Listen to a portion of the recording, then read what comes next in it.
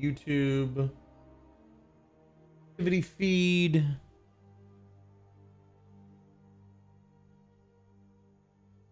All right. What was that? Did I get a nope? That was not. You are now live. Okay, thanks for letting me know. Cool. Boop, boop, boop. Wait. Ah, Pun's live. First blind character creation for helping him for some nat 20s. Wait. Hi, Small Canna. Welcome to the party. How are you doing? Nine Crafts. Welcome to the party. Good to see you. How's it going? Small Canna. Good to see you. Gaming Granny. How you doing? We're gonna be cooking T-bone steaks today and prepping them. What is Pun up to, man? All right, this one here. How is everyone? I feel drained. Oh no. Hope you're not feeling too bad. We're not really gonna be doing much with the computer today, so hope you're having an amazing day today. I'm excited because actually we are going to be doing something with the computer. I am going to be looking up a little guide on how to make sushi rice. Sushi rice. Perfect sushi rice recipe. Does this use vinegar? What is sushi rice? Best sushi rice. How to make sushi rice. Cook the rice. Add rinsed rice to a saucepan. Use it. Bring to a boil. Reduce the heat. Cover until rice is tender. Okay. Cook the vinegar mixture. Cook the vinegar mixture. Combine rice, vinegar, oil, sugar, and salt into a separate saucepan. Cook over medium heat until the sugar is dissolved. Oh, okay. Season the rice. Allow mixture to cool and then stir it into the cooked rice. Okay. So, but how is this going to work? What's the ingredient size? Sparkinator, what's up? Pretty good. I'm glad you're doing well, Small Canna. To be honest, I wish I had steak right now. I'm gonna be making some steak. If you want any, I'll make extra for you. Pun, what are you doing, Pun? What is Pun streaming? Oh, he's playing Baldur's Gate. Yo, BG3. Hell yeah. Let's get Pun up on the big screen too. Where are you? Where are you? Where are you? There you are. God, I love Pun. Pun. Boop. Boop.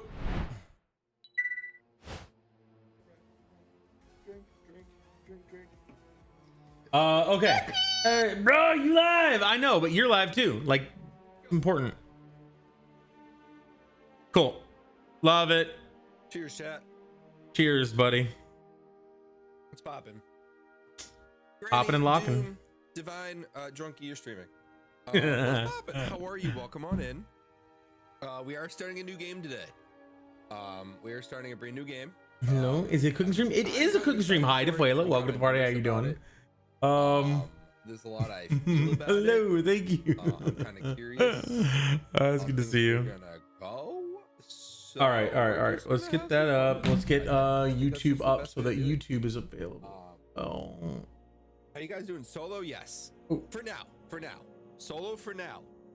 For I'm now. definitely not opposed to playing with people. That's one of the things, like, I don't know. I do not know how this game works. I know nothing about it. I know there are. And we are live over on YouTube. Thank you guys so much for watching that and helping me get a new partner. We're gonna turn him down just a tad. Cool. Give me hello. What's the little critter with the green leaf name? What's the little critter with the green leaf's name? You mean this down here? That's Dwayne Karak Johnson. You have to ask Pun who that is. Go ask Pun who that is. We're gonna do a Pun. Twiggy! Hi, Twiggy. Good to see you, my friend.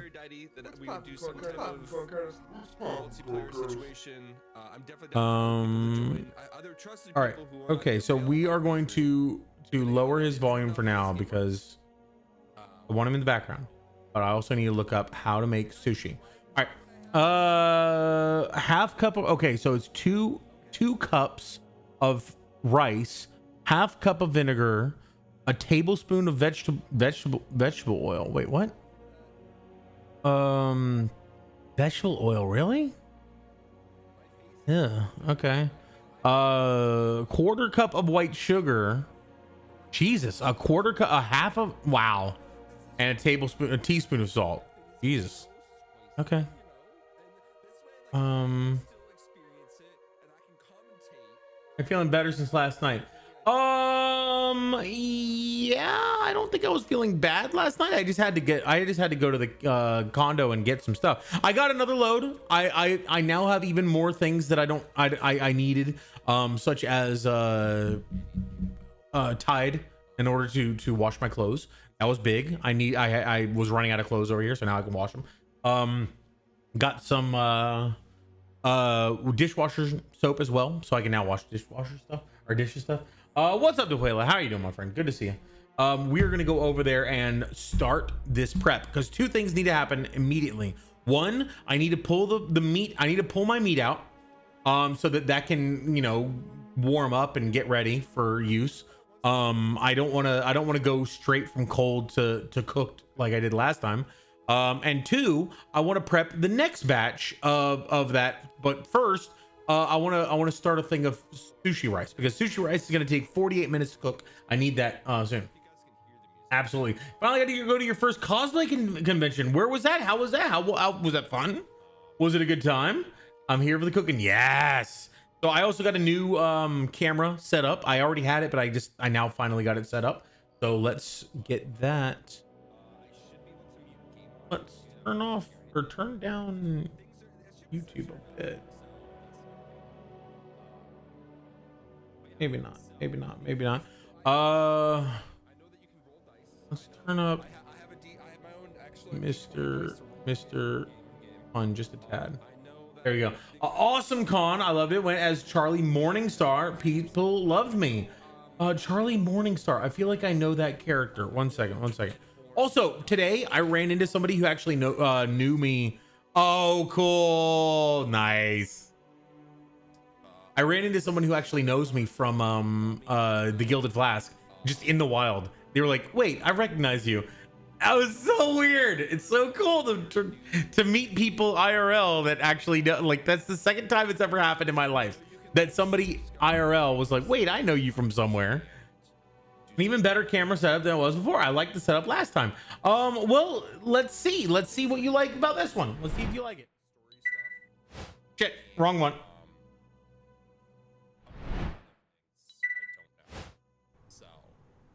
All right, so this is what I've got. I've got the main camera is still gonna be my let's mute puns site.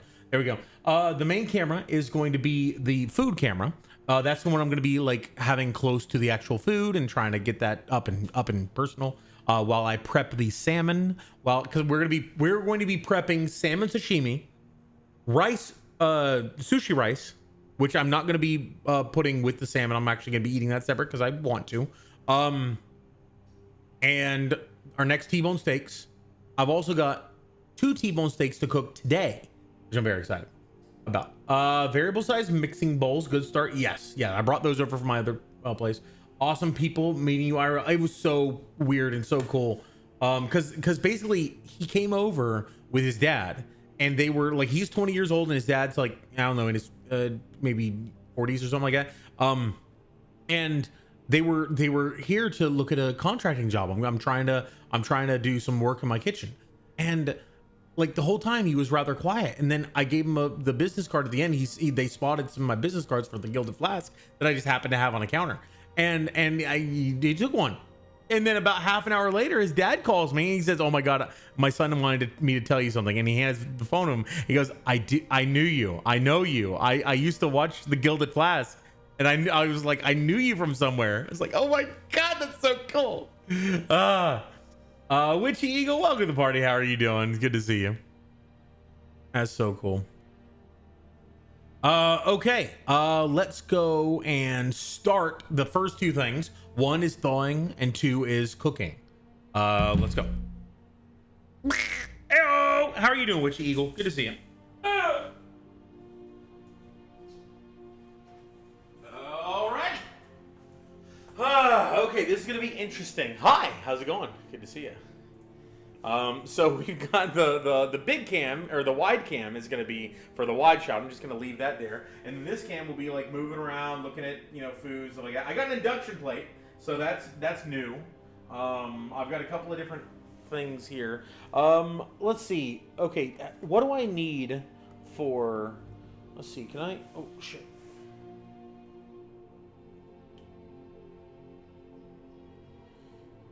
I got this thing plugged in, but for some reason it doesn't want to power on.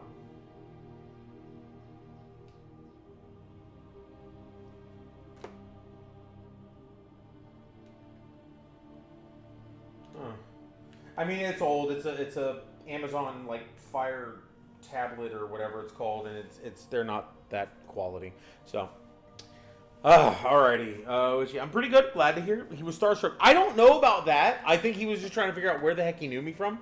But yeah, I think that it was absolutely amazing for me because that's only happened to me one other time in my life, and that time in my life was very let's just call it anticlimactic, because basically it was like someone I met at a Hardee's. I went up to Jacksonville, went to Hardee's, and someone was there. She was behind the counter. She goes, "Do you do YouTube?" This was like 6 years ago, back when I only did YouTube. "Do you do YouTube, like something rat something?" I'm like, "Yes." "Oh my God, you know me?" She goes, "Yeah.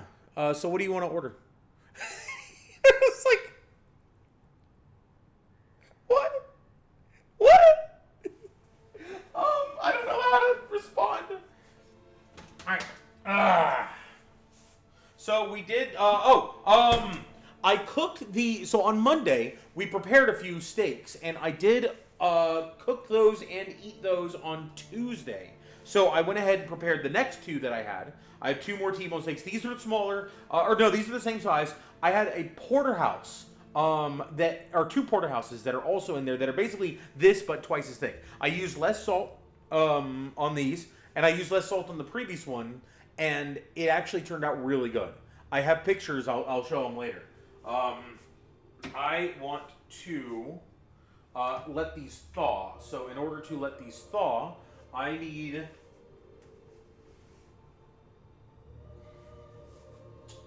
something upon which to thaw them. This, I need to wipe this off. I want to wash this, but I also don't want to put it in the wash, So let's go ahead and just wash this off real quick.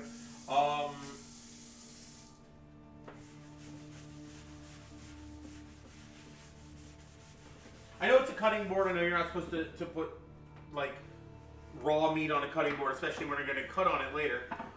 So let's not actually do that just yet. Let's. Oh shit.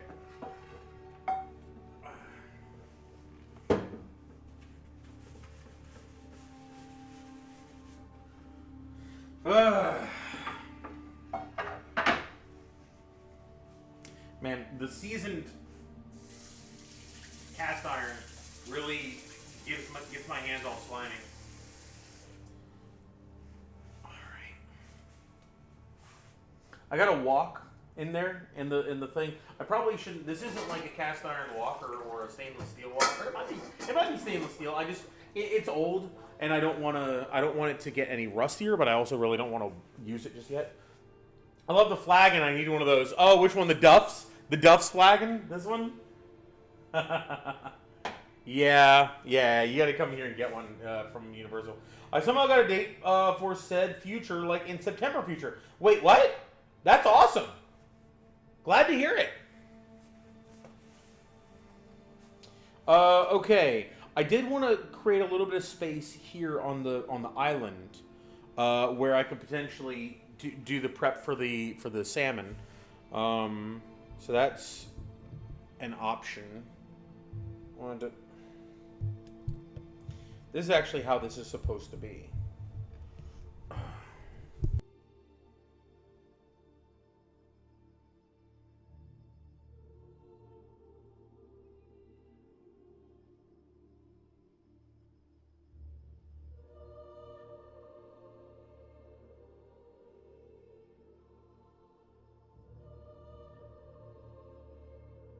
Yeah, that's also, this is an Epic Universe. Now, I'm sure that there's other places where you can get flagons like this, but, I mean,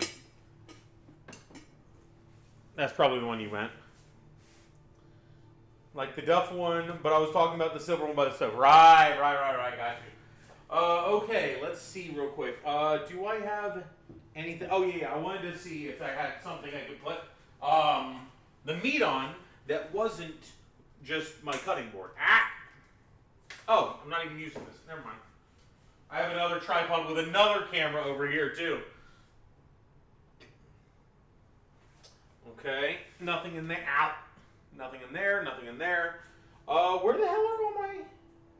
what do I have? What do I have? You know what? You know what I have? Screw it. You know what I have? We're just going to use paper. Or Reynolds wrap. Not Reynolds wrap. We're going to use cling wrap. No. Where the hell is my... Is this aluminum foil? It is aluminum foil. Okay, we're just going to use a little aluminum foil. By a little, I mean an entire fucking roll. Alright. I probably should also have YouTube. Why is this so sticky? Alright. I should have YouTube out here as well so I can read chat from there too. There we go. Okay, so now we've got the steaks thawing.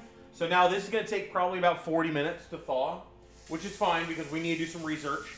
But also, I need to cook some rice.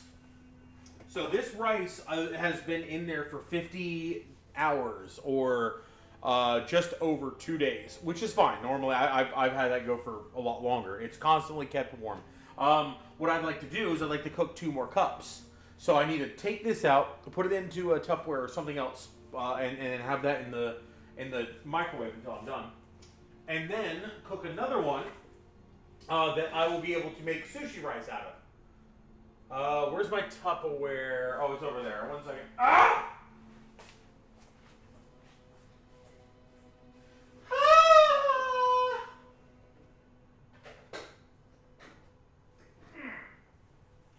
Cool.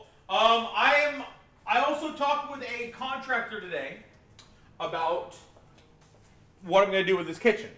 And I'm basically going to, unfortunately, we came down to the fact that I'm basically demoing the whole kitchen. We're going to be destroying this beautiful new kitchen because I need to make it bigger.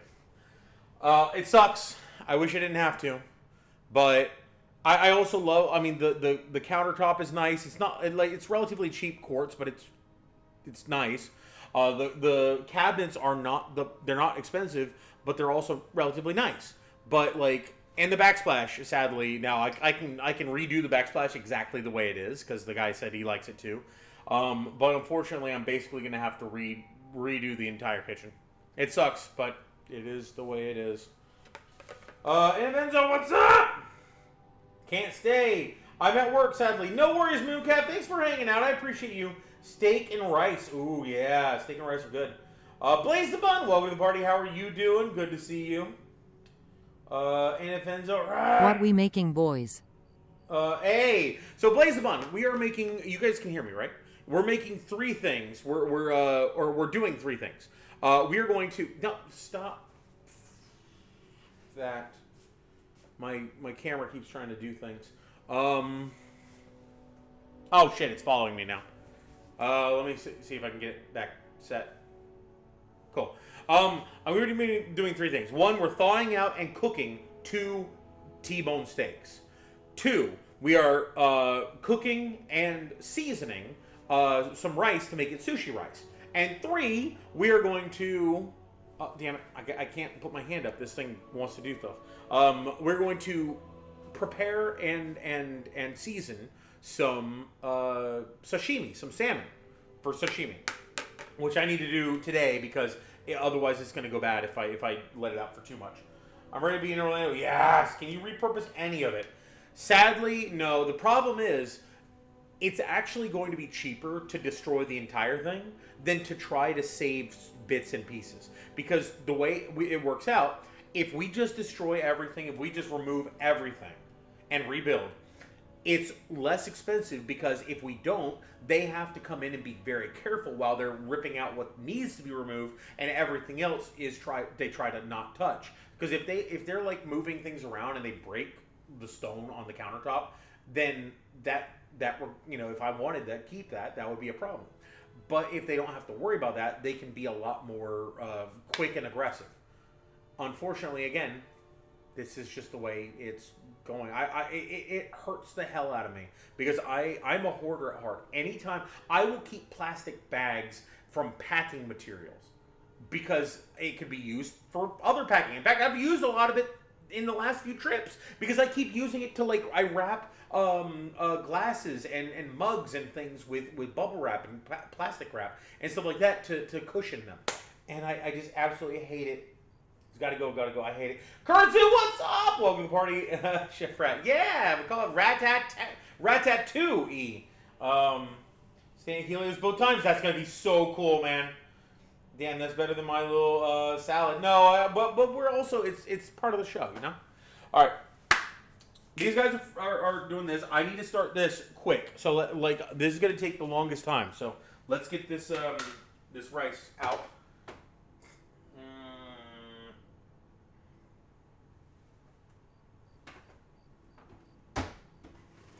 Where'd my rice tool thing go? Uh-oh. Ah, there it is. So this is probably my favorite, one of my favorite implements. Like the air fryer is pretty cool. Sorry air fryer, but the favorite thing I got probably is this rice cooker. It is so goddamn good. It's very expensive. Like this is a very high-end rice cooker. But it is so good. Like it's like 2 button presses to do everything, and it does it perfectly every time. Very little way for me to fuck it up. And normally I find a way.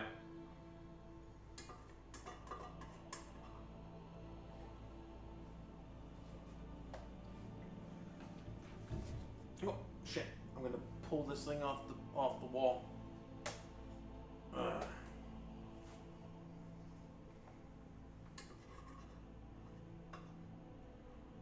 Now, this is a little bit sticky because I didn't wash it properly beforehand. I probably actually don't want to wash it too much to make this because it does have to be a little bit on the sticky side to be sticky rice. Now, most of the stickiness does need to come from the rice vinegar and overall the marinade. But a little starch never hurt anybody.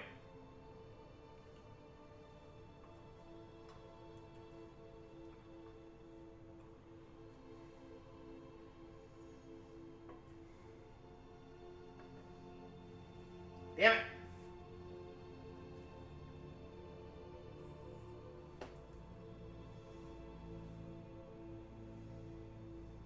Cool. So we're going to cancel this, pull this out. Ah, it's hot. Oh, it's hot. And prep that for another batch.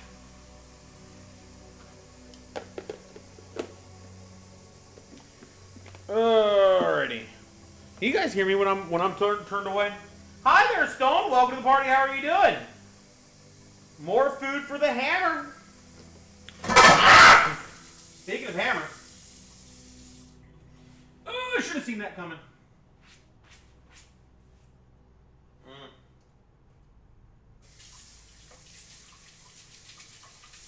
5-second rule.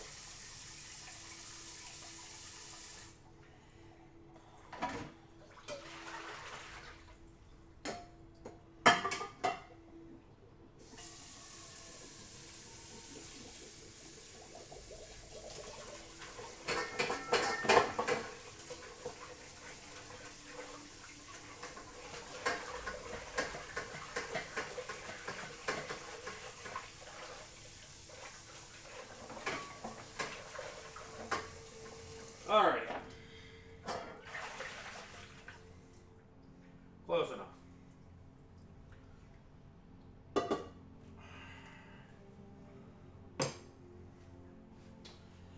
Let's put this over here for now.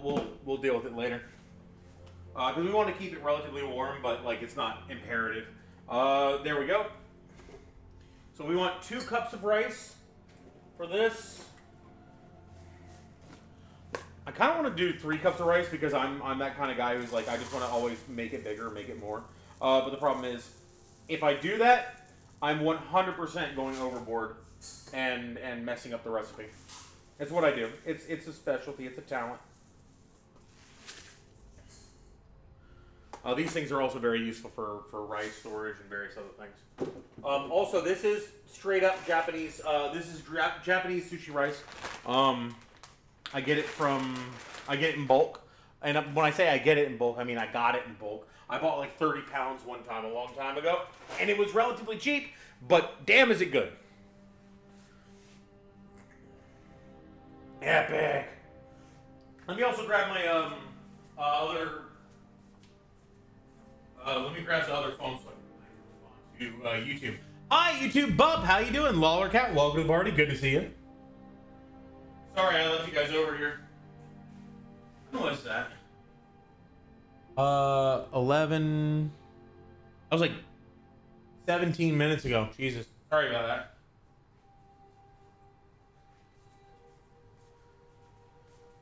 Okay, so now I can read both YouTube and Twitch chat. I need to have a better thing about that. Drunk must give me some. Wait, what? Dang, that reminds me of dumpling. Ooh, yeah. Wowzers. 93. Ooh, nice. Okay, cool. All right, so let's get to cooking. Well, let's get to cleaning first.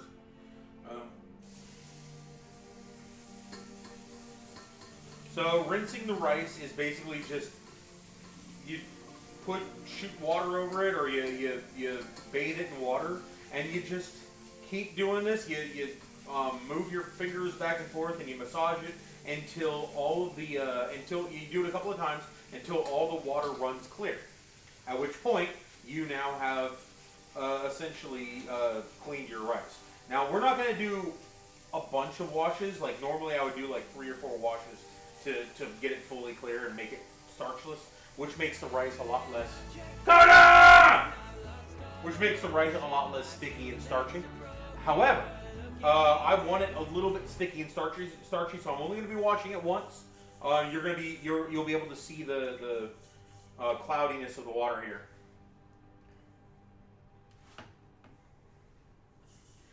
I assume you guys can still see me from the big one. Whoa! Hey, what are you doing?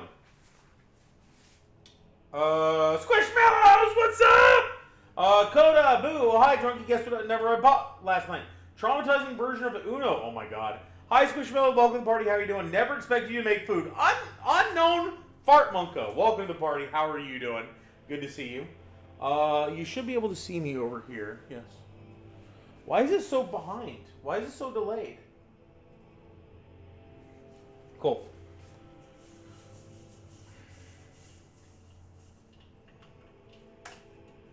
I do want to wash it pretty good, but so now you can see all of the water that is left over is very cloudy. Cool. I'm glad this is actually coming out pretty good. I mean, the show-wise. All right, let's get rid of this. Dump the starch water. And actually, one of the cool things you can do with this rice water that has been used to rinse this kind of rice is actually very good, very full of protein. It's very healthy for you. What you can do is you can actually bottle it, save it, put it into a cup or something like that. Take it so that later on when you go take a shower, you can actually slowly run that over your hair, over your skin, and it is absolutely fantastic for your skin, but it's great for your hair. Like, I've actually done this a few times where I've run it over my hair, and afterwards my hair felt it was shinier, it was a little bit more voluminous, and you do want to wash it out. You want to pour it over, let it sit for a little while you're washing other parts of you, and then rinse it out after that, kind of like conditioner. It's good for you. It's good for your hair. At least that's what I learned, and that's what I've experienced.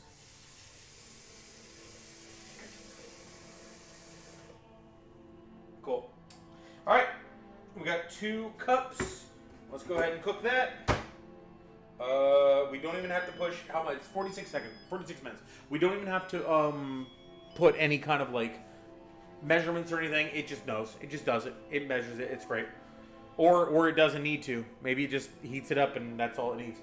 Looks yummy. Yes, so we're going to be making 3 things today. We're cooking these T-bone steaks. We're going to be cooking these. I've had them brining for about a day now. Yeah, I cooked and ate yesterday. Yeah, I ate 2 T-bone steaks yesterday. Or I only ate a 1.5. I've got a little bit left in here. Where is it? Oh. Yeah, got a little bit of T-bone steak left here.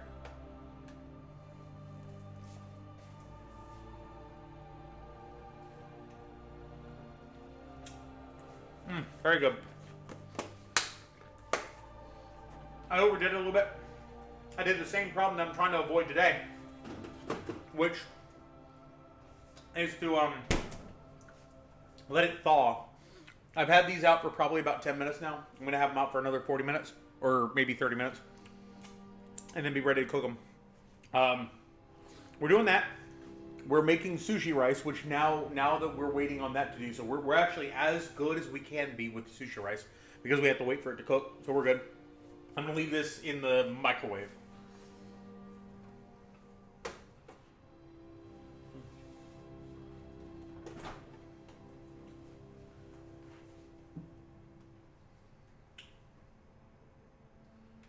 I just realized there's a big bump on the top of my microwave that there's a bunch of metal that got pushed together. I bet they just crammed it into this space.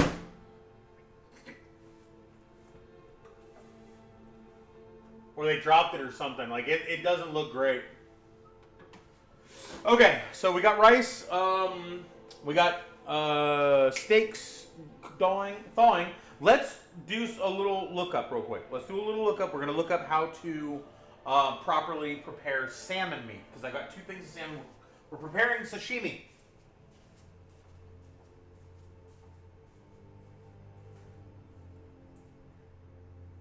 Alrighty. Oh, gosh.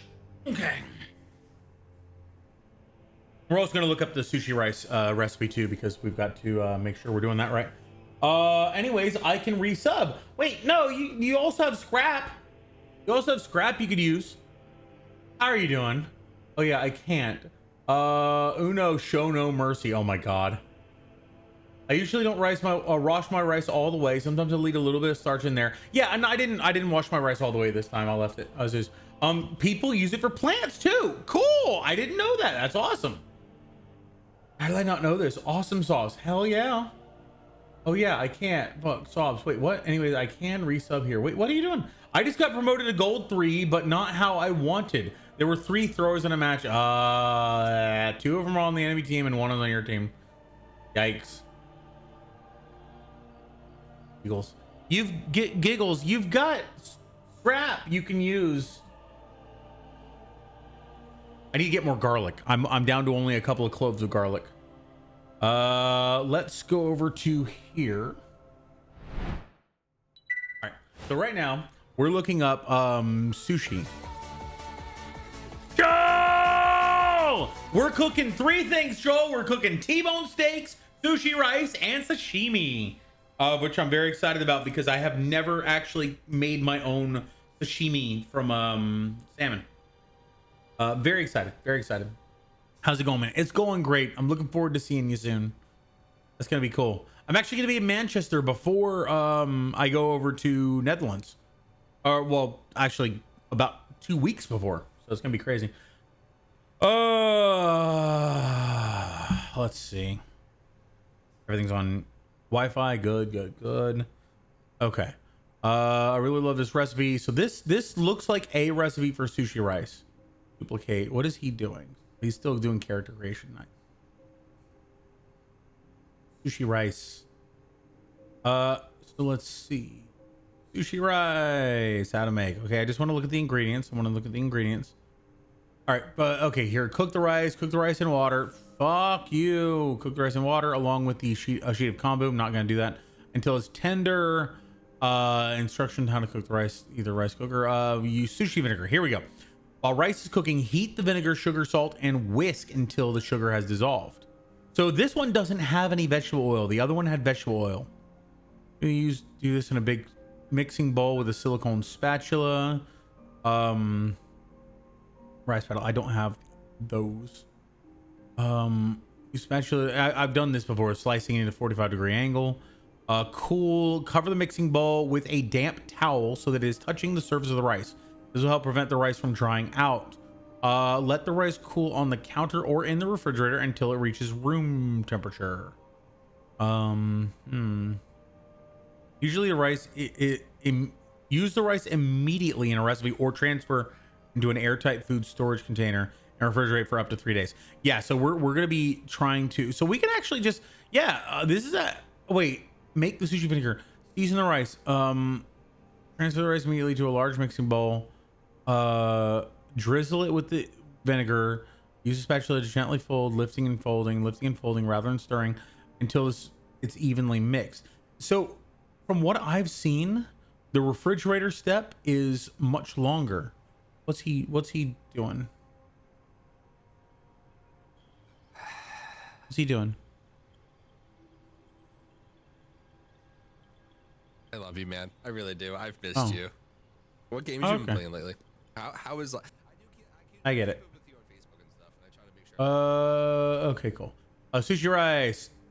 So then this had season the rice. It'll look wet at first, but it'll dry as it cools. Stir into the cooked rice. Stir into this is a pretty shitty recipe. Hi, Renate! Is that a show? It is a show. Hi, Zox. How you doing? Welcome to the party. Chef Rat. Yes, absolutely. What is going on? We're cooking things. Hi. Good to see you, Dragon Slayer. What's cooking? Good looking. Manchester's my home state. Really? I'm gonna be there on the 19th, and we're gonna have Chris sit on, Jen, and a few other people, the Madhouse, and other people who are in the UK. I'm gonna try to have dinner with everybody if I can. That'd be really cool. You're making stitch markers out of squish-alongs. I don't know what a squish-along is, but that sounds awesome. Organize dinner or something before the con. Yes, that'll be cool. Girl, my wife, I don't live in Manchester. I was born there. I gotcha. Oh, my love, my wife. Reason number 2. Reason number a billion. Hi, Kira. How are you doing? I can't cook. I'm learning to cook. I'm working on it. I mean, I can cook, but it's not like good. You know, I make all my steaks well done. I'm learning. Cool. I have the mixing bowl. Let's go back over here and get a different recipe because this one's not that great. How do you make good sushi rice at home? How do you make sushi rice? It is a video, a 1-to-1 ratio of rice by volume. So what I've heard from professional like sushi chefs and just chefs in general, it's a 1.1 to 1 ratio. You need a little bit more water than you do rice. Like for 2 cups of rice, you need 2.2 cups of water. What is sushi rice in ancient Japan? Rice, the rice in sushi was actually, so sushi, the word sushi means it is sour.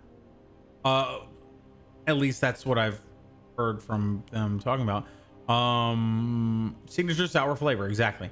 So shiny, well seasoned rice every time, golden ratio for texture, rice to water. Kombu, I don't use that. I've seen that. I've actually gone to a grocery store in Japan and seen that being sold, and it smells delicious. It smells like just this really umami flavor, which is like savory. Incredible. You don't like steak? Well then I'm also learning how to make sushi. I mean, I technically know how to make sushi. I learned a long time ago how to like roll the rolls and create the nigiri, as well as sashimi. Obviously, is basically just a matter of how you slice it. You're allergic to fish. You're allergic to fish and you don't like steak. I can cook pork belly. Live in the Southwest, a little far now. I gotcha. Anyone can cook. That's what I've heard. Don't worry. I like well done. I'm a weirdo. You can have all my test steaks. Anytime I make a test steak, we can share the test steak. I need my steak with some pink in it. I'm learning. So I'm trying to learn to sear the steak in such a way that the biggest thing that stopped me the last 2 times was the fact that I took the steak out of the fridge after brining it and instantly went to sear it. I need to let it cool up or warm up to room temperature. A la carte, hi. Airdice everywhere, yep. I am nowhere and everywhere. All right, Japanese rice vinegar. I want to make sure that I actually have that. I'm pretty sure I do, but let's see. Vinegar, unseasoned rice vinegar, sugar and salt. Doesn't take long. For convenience, you can certainly use a bottle of seasoned rice vinegar called sushi. All right, wide flat tubs, a traditional vessel for seasoning rice. I would like to get one of those. A handheld paddle fan to cool the rice, or you can use an electric fan. I'm just gonna throw it in the fridge. Rice paddle lets you shape it. Rice cooker, I already have one of those. That's really good. Wash and soak the rice. We already have that. Start cooking the rice. Make the vinegar mixture. Here we go. Sushi program rice cooker to close the lid. Press start. Thank you for including press start. I'm glad that you have that in there. Otherwise, who knows? Meanwhile, combine the rice vinegar, salt, and sugar into a small saucepan on the stove. Whisk over medium-high heat and bring to a near boil. I decided to let it cool. Okay. Add the cooked sushi rice to vinegar to hot rice. Slice the rice. So yeah, the common method of slicing it. Vigorously fan while you slice. Distribute the sushi vinegar. Cover with a damp cloth. Your sushi rice is ready to use. Cover it with a damp paper towel at room temperature for a few hours.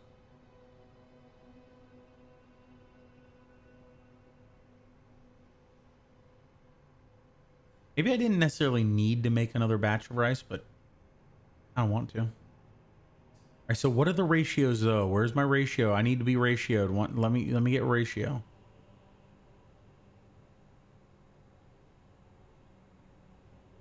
What is it? Rice vinegar. How much vinegar and sugar and everything? It just says it it needs. There we go. Okay, cool. 4 tablespoons of rice vinegar. So this is 1.5 cups. So we're gonna need a little bit more. So it's a 1 to 2 ratio, or sorry, 2 to 1 ratio of vinegar and sugar. Wow. And kosher salt. Okay. So teaspoon, tablespoon. So if I'm doing 1.5 cups, I need to raise this by 33%, which would be 5.33 tablespoons of vinegar. And how many tablespoons is in a cup? Or sorry, half cup. Let's see, half cup. All right. TBSP to cup. Okay, 1 tablespoon is 0.6. So if I did 4 of these, that'd be a quarter. Okay, well,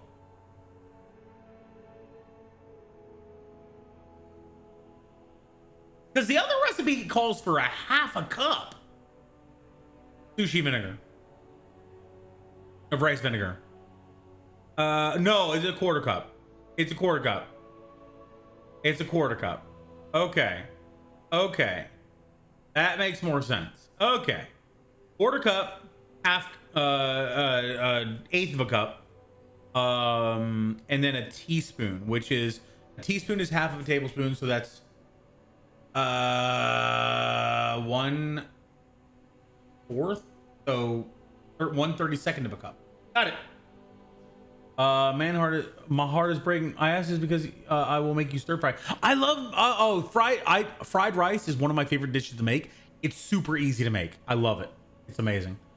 Join Bunny in the Walls. Can I join the drywall party? This place, I do have an attic that you can access, and probably all the walls from the attic.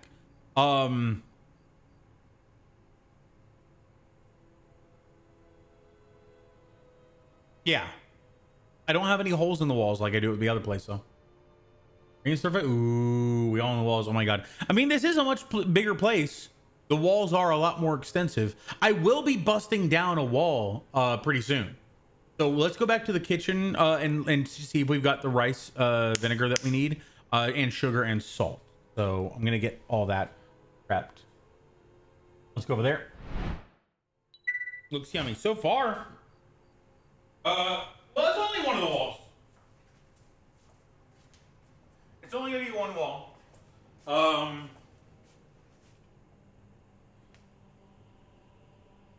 Okay, cool. It's only gonna be one wall. It's gonna be this wall. This wall, we're gonna be blowing this wall up, demoing, removing all of the cabinetry, removing this island, which goes against my soul, but we gotta do it. And rebuilding the kitchen basically. Rice vinegar, yes. Rice vinegar. Rice vinegar, rice vinegar, rice vinegar. I've got a bunch of rice vinegar. Does rice vinegar last forever?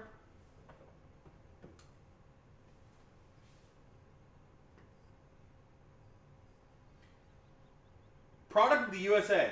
The first fucking time I wanted something to be built outside of the USA, and it's rice vinegar. Or the first fucking time I wanted something to be... Yeah, exactly. Jesus. Alright. Where's the use by date? I don't see it. I don't see any markings at all.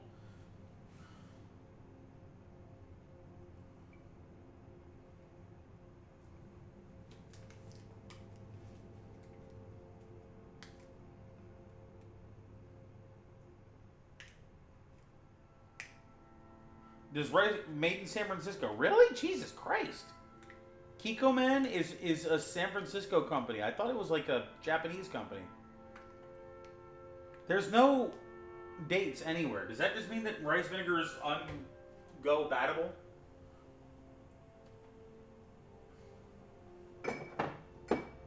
Okay. We got this. Sugar and salt.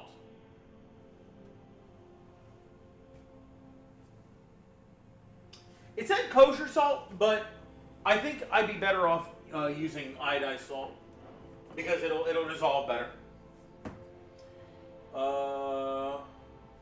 Sugar, azúcar.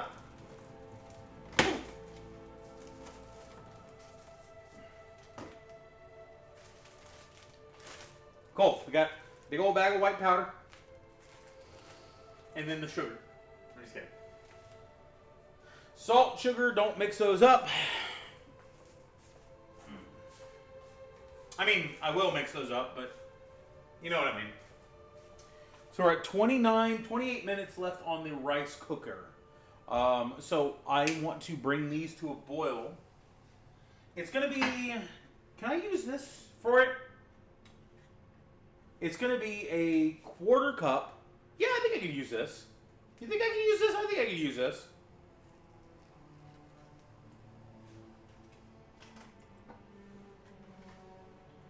Cast iron pan for it? I think that's fine, right?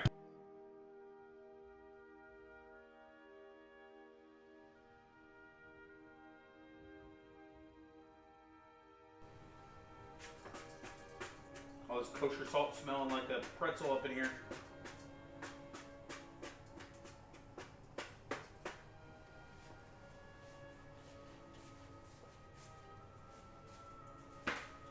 Alright. That's the wall where you live. Well, that wall's not very close to the stream room. The stream room's down that way. Hey, Serene Dove, how are you doing? It's good to see you. And handsome as always. Who are you seeing? Oh, wait, you're not. Oh, I'm up there. I'm up there. Hi, how's it going? That's fair. Let me just move first before stock down. Yeah, I'll let you know before. It's gonna take a little while. Ads, ew. Addict Gremlin Kira will be there soon. Awesome. Alright, so we've got those things. Should we just bring it to a boil now? Can I use cast iron? I'm gonna use cast iron. Where's some of my measuring cups? Not in there. Ah, sorry.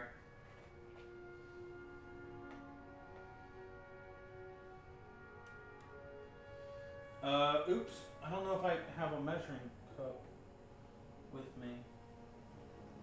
Huh. Woo! Almost knocked over my camera there.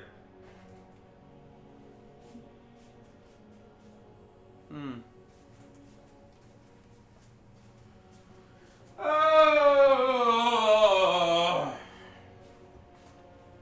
Ah, this worked.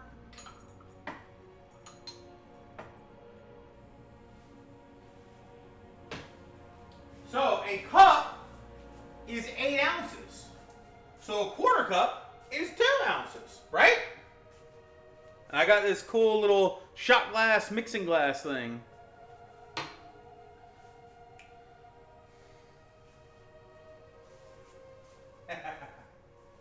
Okay.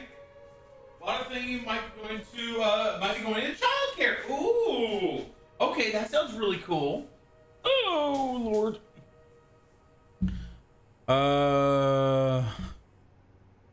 Let's see. Teaspoon to cup. Ounces. Fluid ounce to cup. So we want 2 ounces of. So 1 tablespoon is half of an ounce. Okay. Cool. How have you been? Oh, it's good to see you.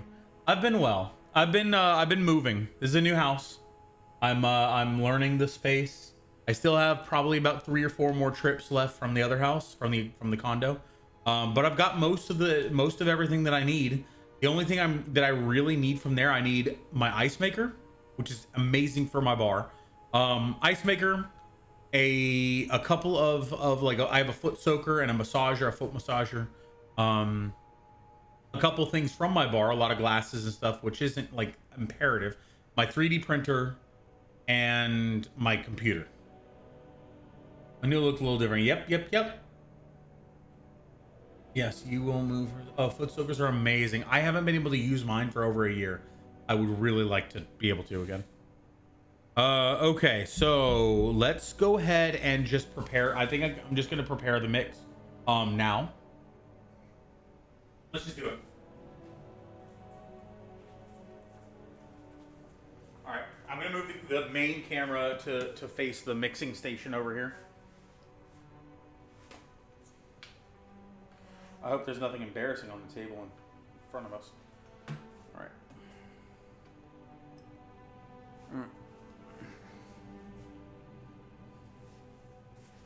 Okay.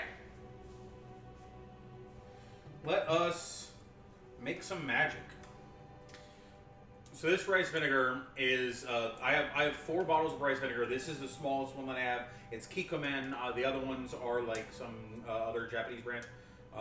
Which again, strangely enough, all manufactured in the U.S. Which I guess is kind of the point. That's the whole point of everything going on. I'm not getting into it. Not going to talk about it. Not going to debate about it. But that's the whole point of everything going on, is to like try to bring the creation of goods that we use in the country to within the country. But I still don't like. There's certain things that I'm like, yeah, it should be done in the home country. But you know, whatever. I love your shirt too. Thank you. Justice for your feet, man. I appreciate that. I would love to.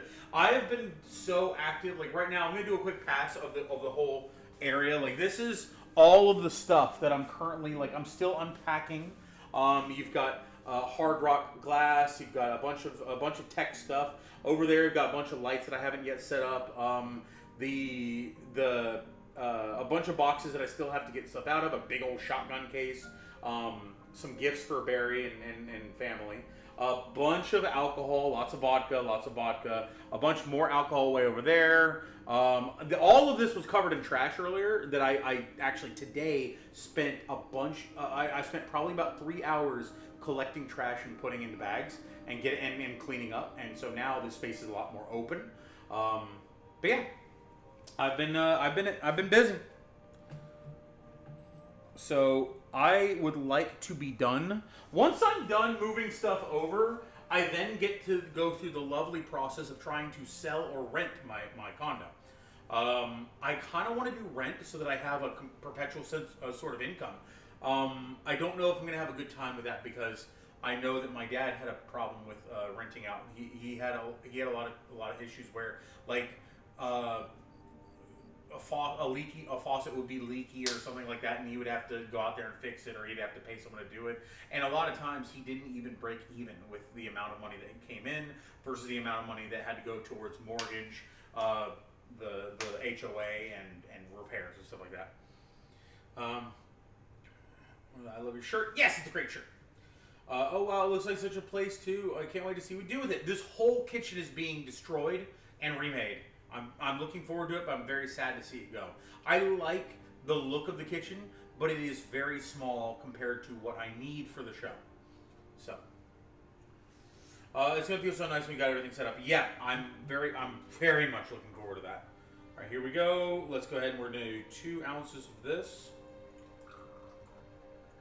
I probably should have rinsed this out first, but we're going to be cooking this, so it's not a huge deal. We need another ounce of sugar, and then about a 1/4 ounce of salt. So I need where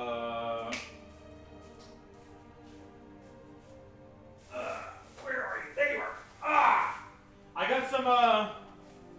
got some spoons at Publix, some plastic spoons today, actually. I didn't have any spoons, and I was like, it would be funny if I'm using spoons to baste the meat by, flicking butter up onto it, and I'm using a plastic spoon and like boiling butter, and it just melts. And here's your daily recommended dose of microplastics. Oh, there's a spoon in here! Holy shit! I found a spoon in the sugar. I already have one. Oh my god, that is hilarious. I love it. All right, let's close the rice vinegar. That rice vinegar reminds me of Easter. It smells like the vinegar that we use to color the eggs, or we use vinegar to harden up the eggs or something like that, where we basically made the eggs able to be painted.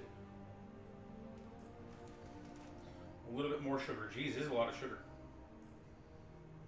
All right, one more little scoop, half a spoon, and then let's do some salt.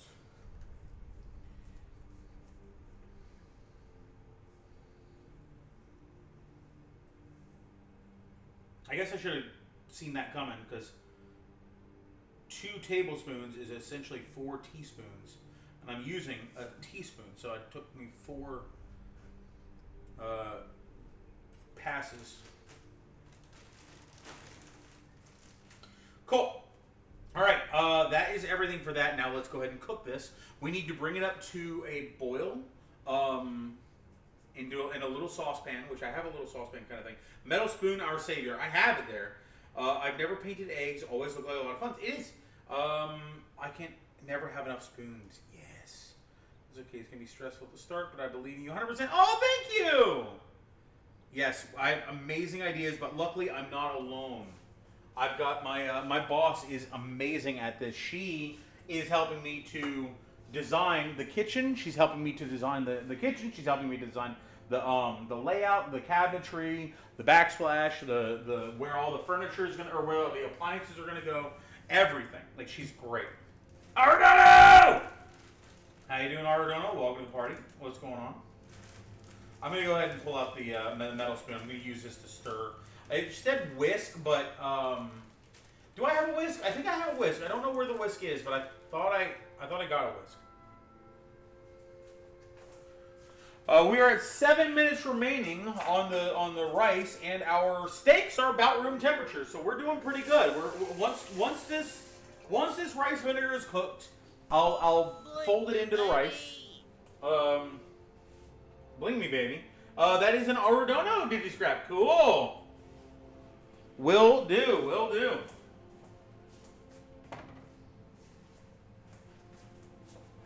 I also will need one of these bowls for brining our salmon later. So excited for that. Excited for that.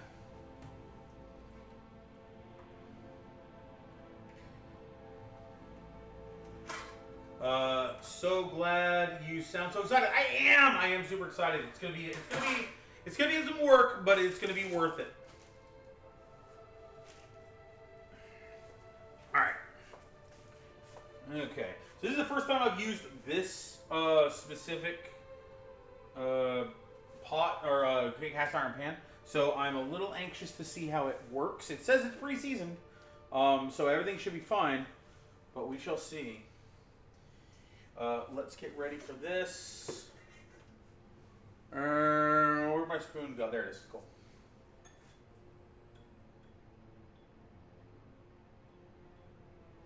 All right. Let us turn this on. We're going to turn it to medium. I'm just going to leave it on 3 instead of 4. We're going to leave it on 4.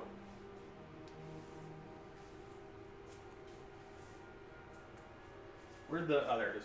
Oh, let's not put the phone right over the boiler. I put my phone right over the back of the rice cooker, which is currently releasing incredibly hot steam. Yeah, let's not do that. Protect the spoon! Thank you, Mr. Jordan. We have the same soap range. Really? Okay, cool. I just learned... I'm not even using it. I'm using an induction heater instead. Gaming Pizza Boy, welcome to Birthday for the Raid! How are you doing? Welcome! Ah! There we go. What's going on, Gaming Pizza Boy? How was your stream? Pizza Raid, get ready to celebrate! Hell yeah. 4 minutes remaining on the rice.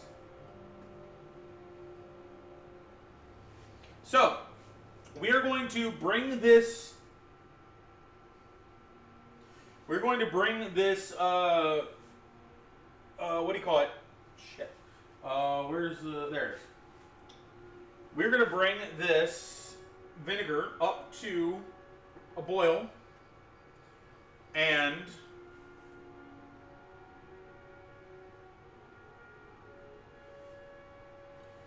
okay.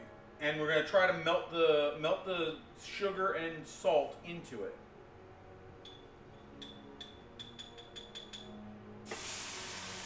Oh, shit. Okay. A little higher than I expected.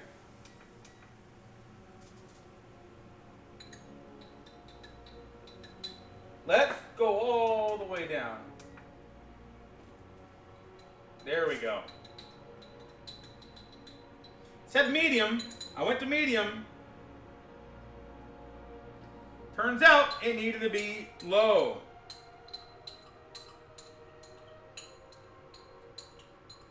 Ooh, that smells strong. Ooh, that smells strong. That's a very vinegary smell.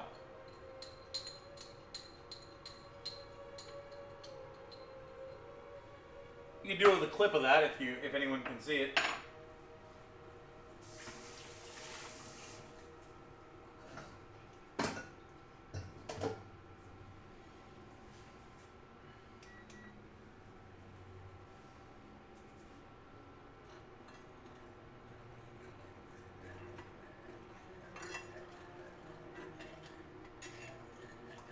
I need to stop spraying it everywhere. This probably needs a little more vinegar now that I've shot half of it out of the thing.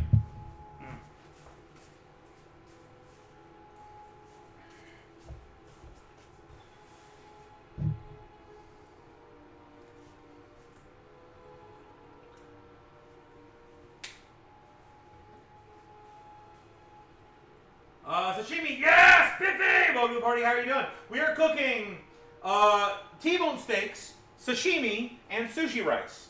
So the sashimi and the sushi rice will not be meeting together, but they are in fact going to be consumed separately.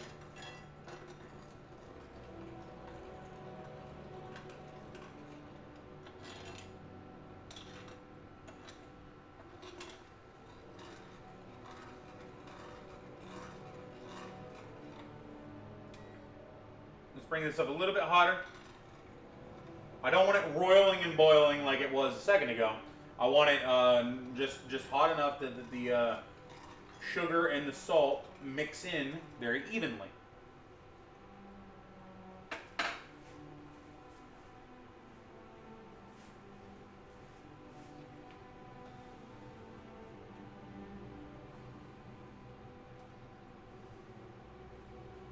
The tiny pan come with a tiny lid. It did not.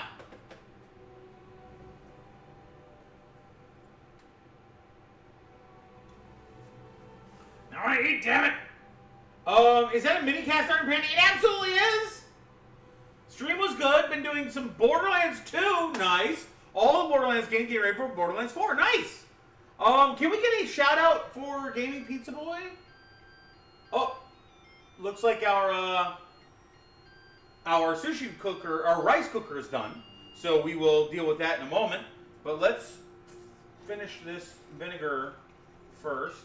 One of the things that may be a problem is this is a seasoned cast iron pot, meaning that there will be some level of cooking oil in there as well.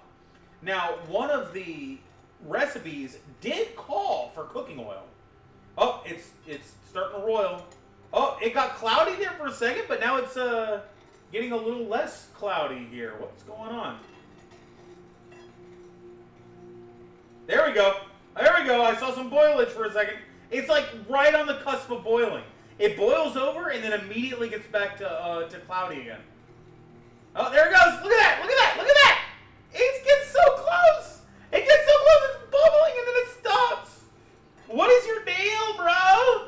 Just do it already, man. Just do it. Look at it. Look at it. Look at it. No! Stop teasing me. If you're gonna do it, do it! Look at you! Look at you! You're bubbling, but you won't go through with it! Come on! Stop teasing me already and kiss me! I know boiling is a cooling process, so I'm wondering if it like cools other energy. Oh, you too! The egg pans always crack me up. It is an egg pan, isn't it? You know it's a good rice cooker if it sings a song when it's done. Absolutely. Gaming Pizza Boy, we are going to get your scrap. And also, if you guys can, please give Gaming Pizza Boy some love. Come on! Do it! Do it! Oh, come on!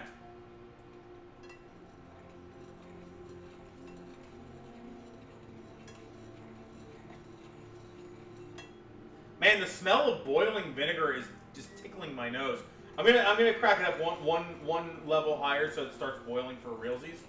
Boil, motherfucker! Exactly. Oh, damn it! There we go.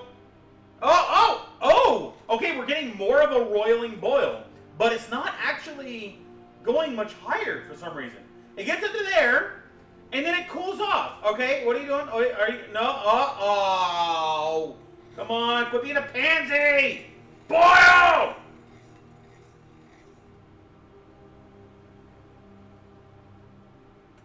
All right, this is probably just gonna. Here, let's just go one more level up to 4. There we go. All right. Don't boil over though. Don't boil over now. Don't you boil over now. Don't you do it. We're going down. We're going down. I told you. I told you. Dude, I love the control of this induction cooker. I can actually keep it like pretty exactly where I want it to be.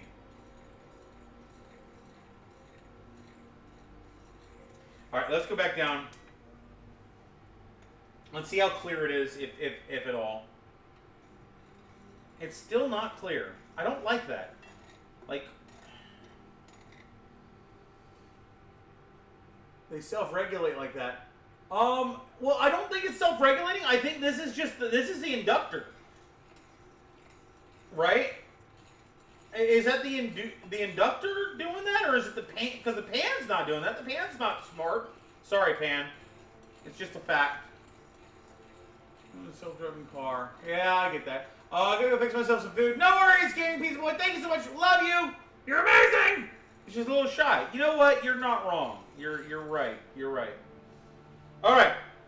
We're gonna let this cool down to room temperature. I still feel like it should be clear. It's not, but it's syrupy, so I guess that's kind of what we're looking for. The rice is done. We're gonna take the rice and we're gonna put it into our metal mixing bowl.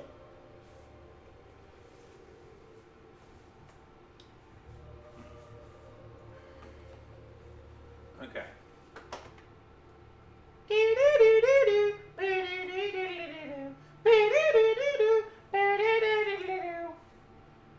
Let's do this.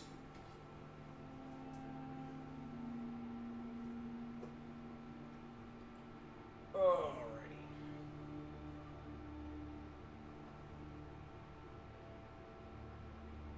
I'll be honest, I probably should have cleaned this out too. Although part of that's the steam from the rice.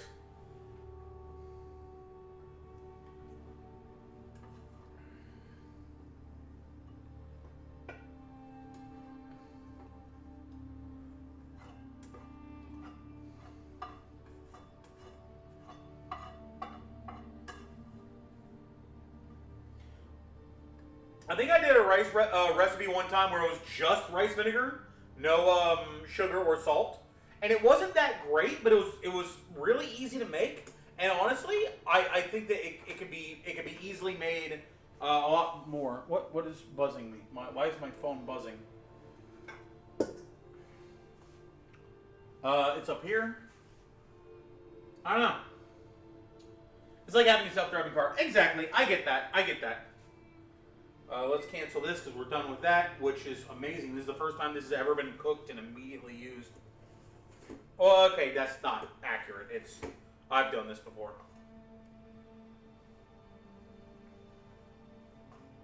Waste not, want not, bitch! It's like a hoarder's version of science, bitch! Which I don't think I ever actually said in the show. Oddly enough. Alrighty. Ooh, that was loud. Okay. So, we are going to let this cool off to room temperature. Okay, that's pretty good. It's relatively clear underneath the surface, at least. Actually, I don't know if we let it go down to room temperature. I think we actually just pour it over and we chop it up. Alrighty. I don't like this. This is a very unstable location. Let me clear a spot for it. 1 second. Alrighty.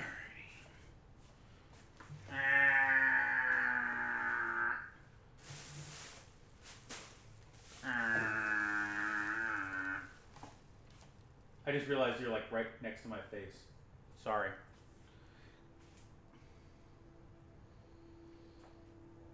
I didn't mean to get that intimate. By the way, this is a little head wig. A little head wig. Meet everybody else. This is really cool. This is designed to sit underneath you like strap this to your shoulder, and then head wig can like perch on your shoulder. It's actually really cool. Alrighty. Okay, this should be fine.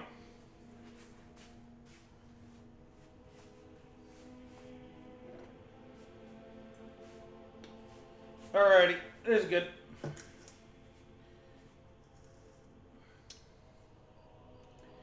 Alright.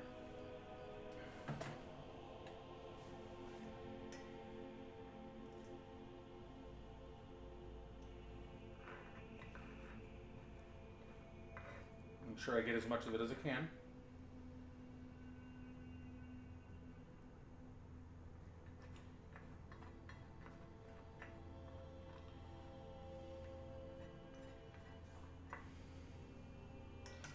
Cool. I'll fold it in separately.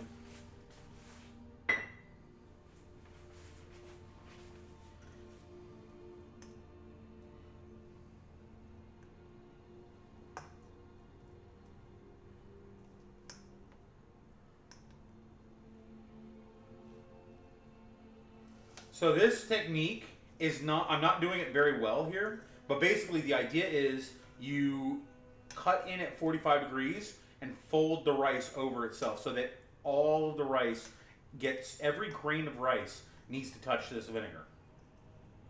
Every grain needs a chance to get it. Now you don't want to be too aggressive. Like you don't want to go through and just like mash it up and stuff.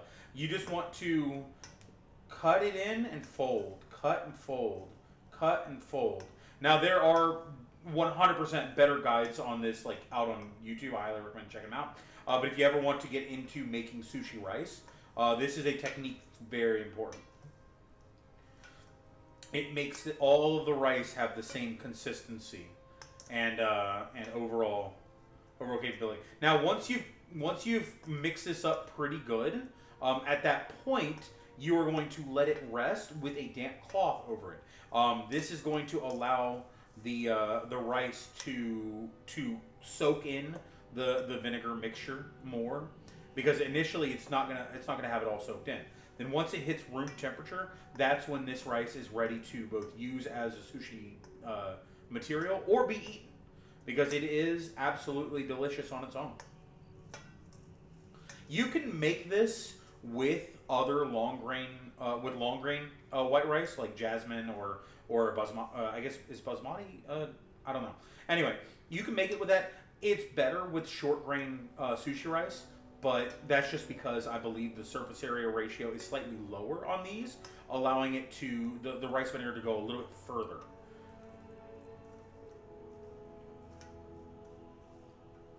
A lot of this kind of stuff is something that I'm really bad at. There's a technique used in this that I'm really bad at. It's called persistence. It's called determination. It's called doing something for more than 5 seconds without being bored and giving up. And I haven't mastered that yet. But another thing is, a lot of times if you're going to be using this kind of rice, you will need to learn to keep your fingers wet. And by that I mean, whenever you're handling this rice, it is called sticky rice for a reason. And if you are to be handling it, like if you're making sushi rolls, or if you're shaping in any sense of the word, you are going to be touching it. And if you're touching it and your hands are dry, or your hands are just not coated in rice vinegar, you're going to end up with rice all over your fingers, and it just will not come loose until you eat it.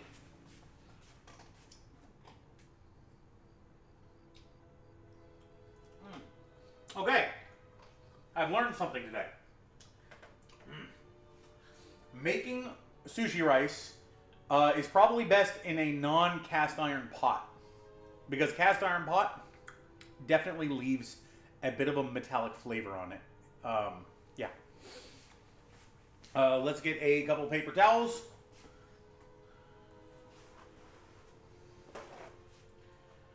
Dampen them.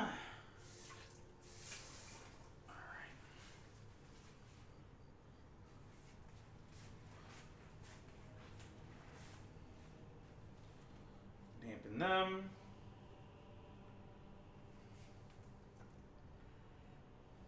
And then make sure it's actually touching the top of the rice. So we're gonna let this cool. It did say you could do this out of the fridge. I'm gonna do it out of the fridge. Normally I do it in the fridge, which allows it to cool much faster, but that may not be the goal for today.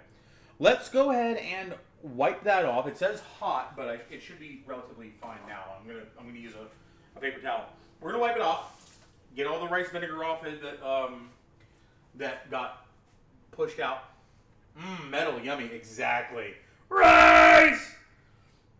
Nicely folded rice. Thank you, DeFoyle. I appreciate that. If the amount of vinegar is correct for the amount of rice, it's what the recipe called for. True. I hear, oh my god, that's so cute. What's so cute? Oh, the head wig. It's good for little head wigs if you leave them next to an open window while you sleep. Absolutely. Yes. It says it's hot. Ah! What do you... Kaner! What's up? How are you doing, my friend? It's good to see what's been going on. Welcome to the party.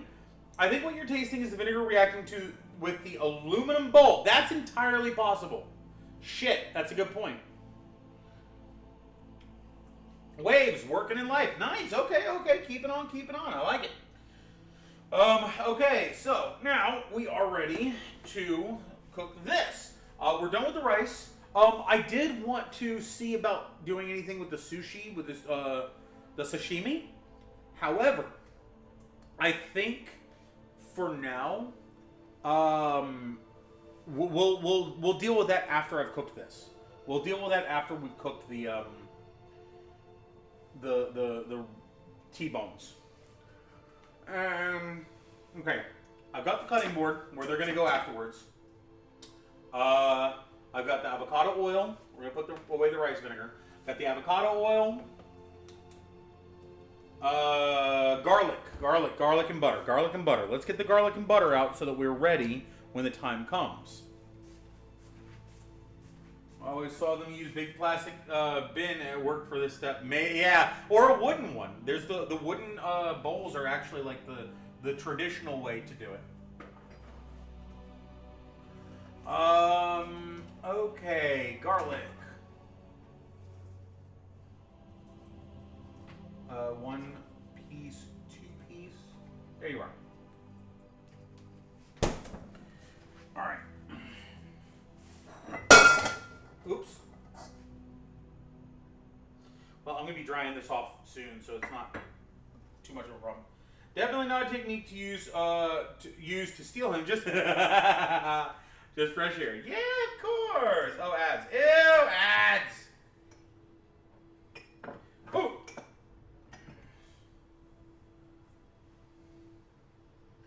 Kaner, thank you so much for the sub. Appreciate that, my friend. Okay. Let's just peel the garlic real quick. We're going to take a moment and peel this garlic.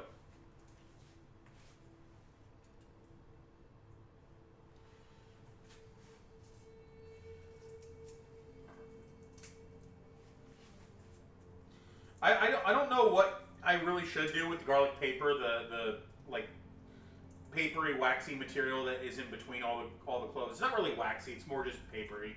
But I typically just throw it in the water and let it sort of like stabilize itself, and then just flush it down the sink with everything else because it's basically just mush. I don't know if that's necessarily bad, but it might be bad. Oh, and I have moved from my own apartment as well. Ooh, cool! How goes the apartment? How's that hanging? How's that feeling? How's it going, Merrick? Good to see you. Almost to 50. 3 more months. Oh my God, Kaner, you are crazy. I mean, I guess I could say you're mad. No more ads. Good to see you. Good to have you back. All right, our garlic is looking garlicky. Don't you just hate it when 1 clove turns into like 3, and you're like, oh man, I was peeling that. Hey, I'm peeling here.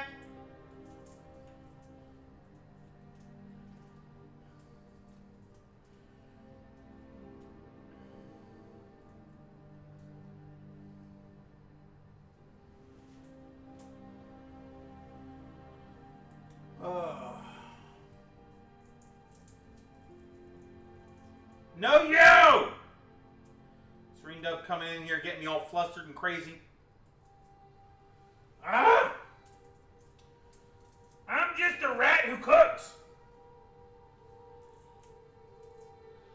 Miss the company of my fam, but love the fact that I can go streaking through the joint. Exactly.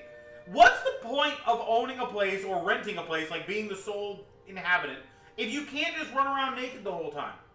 Like, basically the moment the stream ends, my pants go across the room. Like, there's no point. Why would I wear them?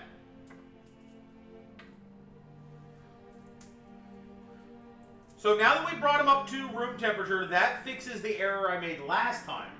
Now I have to bring the pot up to, or bring the pan up to a roiling, searing boil. Throw these in there, sear them, let them rest, so I can do one at a time. Let them rest, and while I let one rest, I'll work on the other. Once they're seared, Sear the fat cap as well. Make sure that that's done. Render the fat. Once they're seared, I bring down the heat way down to like 2 or level 2 out of 10, and throw in the butter and the garlic, and then I will cook them and baste them with the butter for a little bit at a time.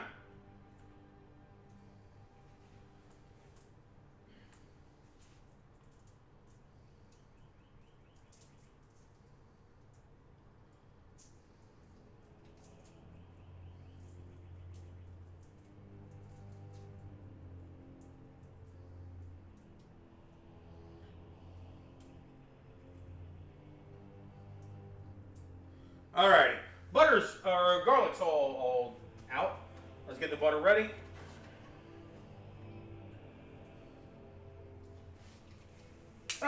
There we go. Butter's ready. Just wait.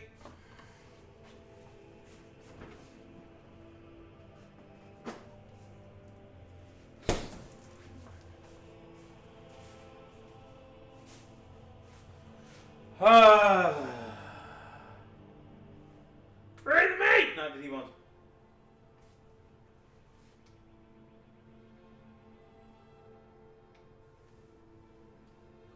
You simply cannot handle the truth! Alright, so let's go ahead and bring this up to 8. Maybe it might need to be higher, but 8 is I think 8's a good start. We're not going to put in the oil until we see it smoking. Okay, butter, check. We got our spoon for basting. Check.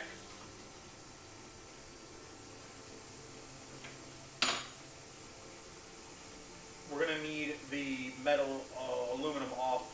The aluminum foil is gonna be off here.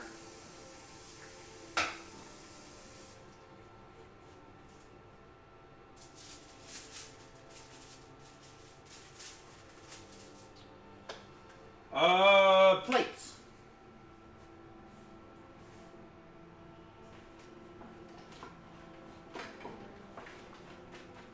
All right. Plate. So this plate will be used once we are ready to plate. Good catch there with the oil. You'll be a pro in no time. Thank you. Oh my God, I'm learning. Do you have Skyrim music in the background? Yes. Yes, I do. Something I learned from some other streamers that it is fantastic background noise. Better than just having random music sometimes. All right, it's warm. It's warm. A little reminder to start with searing the fat cap. Yes, exactly. Render that down first. Be such a vibe. Exactly. What was such a great statement? I missed that. Was it the "you can't handle the truth"? Let's go up a little bit. So we can stop looking at my midsection.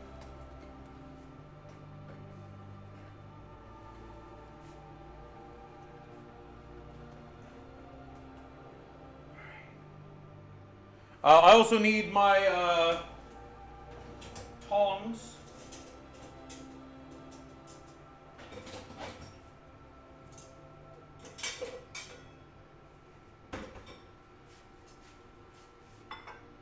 I need to get better at washing things regularly because I basically just fish these out of the dishwasher every time. All right, it's smoking. It's ready. It's ready. It's ready.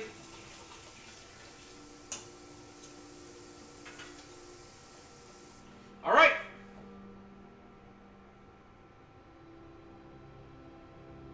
I don't know how much is actually necessary. It's smoking. You're ready. Turn the heat down a little. Oh my God. Okay. Well, yeah, it's induction. It heats quick. Fuck.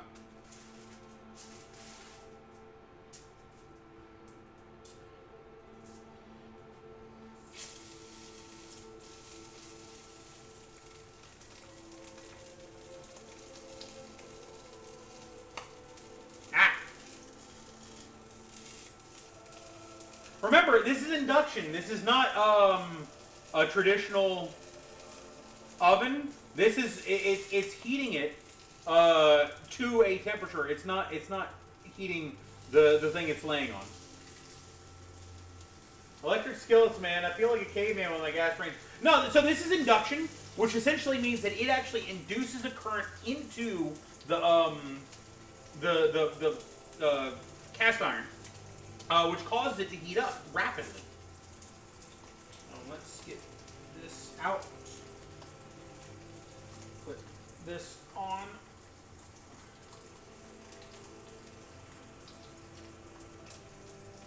I would prefer a gas range, but my house doesn't have gas.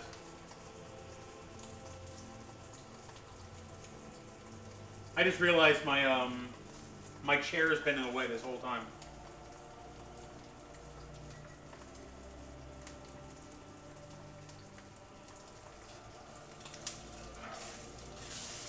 Ah, crap. That's not a great sear. Hey, Matt, welcome to the party. How you doing?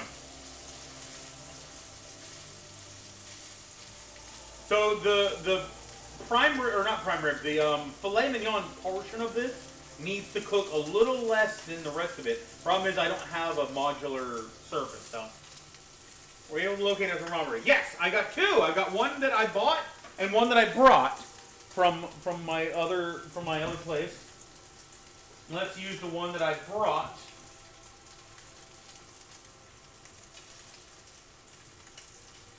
It is 105, 7, 10, 12, 4, 15, 16. So it's probably about 120. What we want to do now is probably let that go for another second or two, and then take it off and let it rest. And then we'll put the other one on there. And while that one's resting, we'll sear the other one. And then we'll lower it, drop the butter. I feel like the steak deserves to be rendered into butter. What? Ah!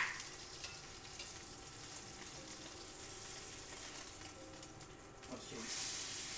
It's still a little underdone on that side. We'll go a little bit longer, and we'll switch over.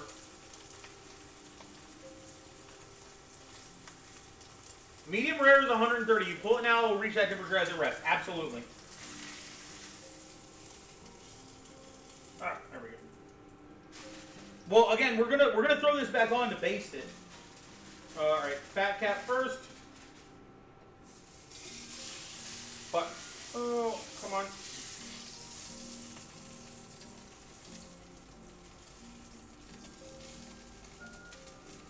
Wow, it got gray immediately. The hell these things are rendered into butter. Why? Cooking with oil. Yeah, I'm cooking with oil initially. I'm gonna change over to butter once I've got the sear.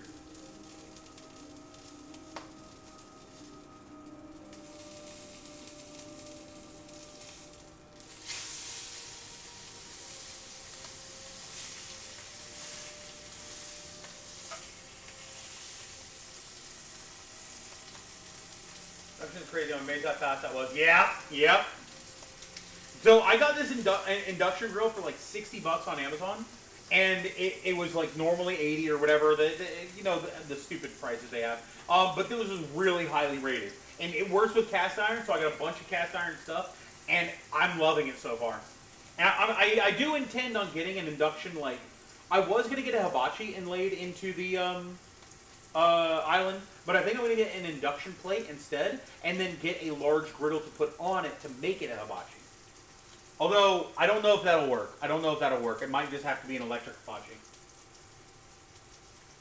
Only 7 p.m. Oh, man. Serene Dub, we're in the same location. I forgot about that. Ah.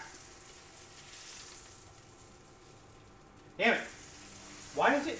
It feels like it's taking longer to cook than the other one. This tea goes a lot further than the last one I cooked. The last tea only went out to about here. This one goes all the way. Same time zone. It's 7:37 for me.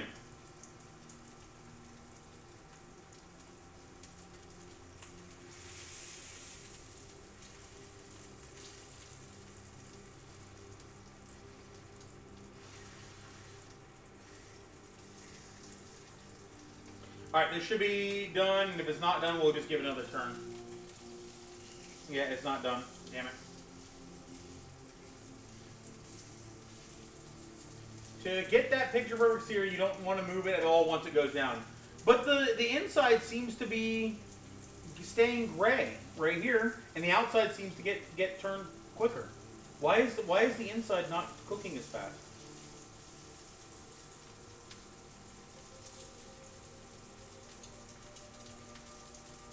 Maybe.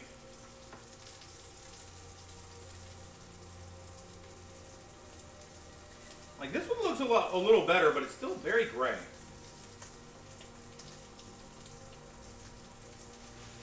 Possibly one wasn't thawed out at the edges. As thought out. I feel like it was more thawed out at the edges because the edges looked like it cooked more, and the interior wasn't as thawed out.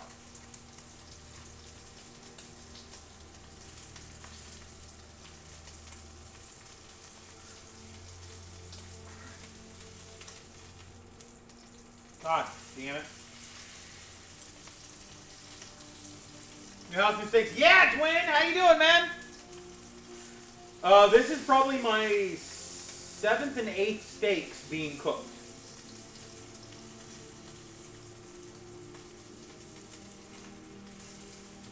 Doing well, doing well. I'm not only cooking steaks, I'm also cooking, I'm also making sushi rice right now. And we're going to be learning to and preparing some sashimi, some salmon sashimi.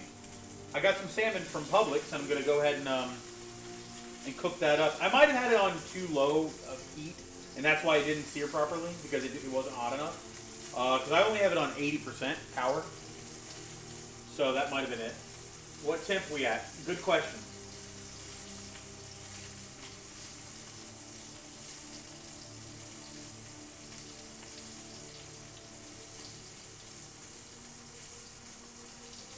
Fairly low. We're still at like 105, 106, 106, 106. Still at 106. Jesus. I need to raise the temperature, raise the power a bit. Well, the cast iron you were talking about? Yeah. I've got a bunch of cast iron, but this is the one I've been using a lot so far. I'm gonna get another hit on the other side. Okay, this side looks a lot better. This side was cooked a lot more thorough.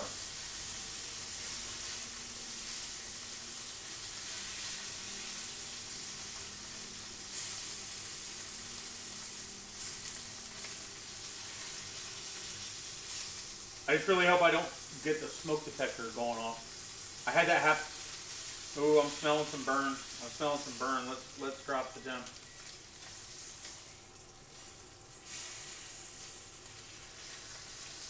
Beautiful cast iron. Yeah. It's on the inside that counts. That's absolutely true.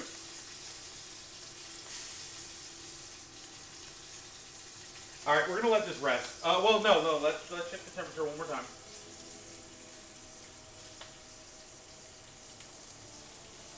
Ah. Oh Jesus, 140. Okay.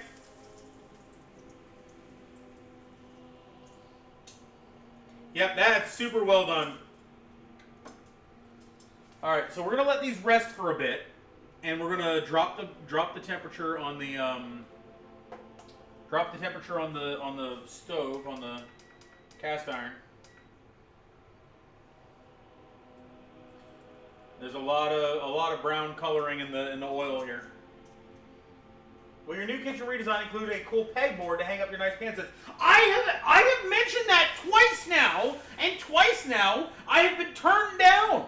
I told that to my boss, and she was like, "No, Daniel, nobody actually likes those." And then I told that to my friend Eric, Twin. You know Eric, my friend who is the guy I was talking about the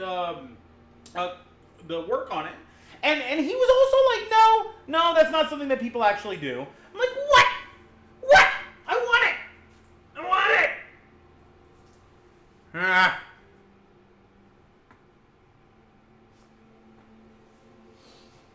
Oh well.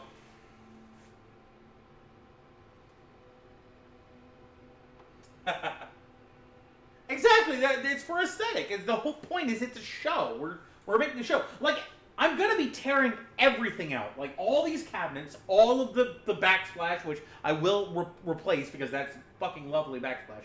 All of the countertops, everything is going. So, like, why not put in a couple of pegboards? You know, it's not like I'm gonna be tearing up a cabinet to make it; it's already gonna be torn up.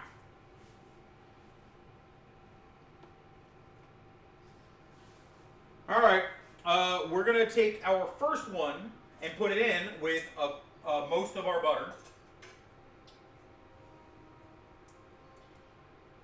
Just do it when they're not looking. Exactly. That's the only way to do it.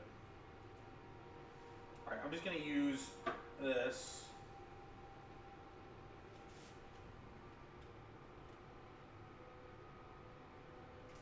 Oh fuck!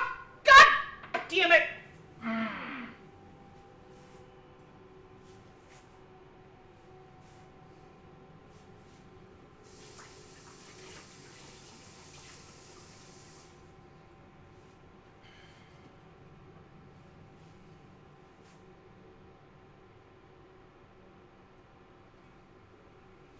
The section that touched the ground is not there anymore. You have 4 count bashing, badass. Butter down. I saw nothing. Thank you.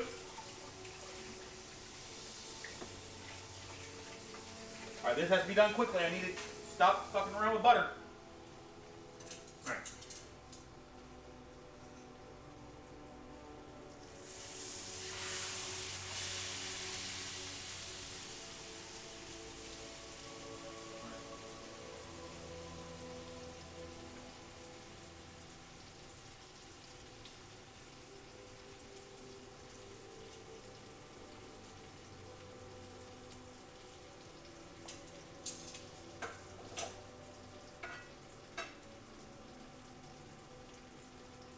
Flatten the garlic a bit. There we go.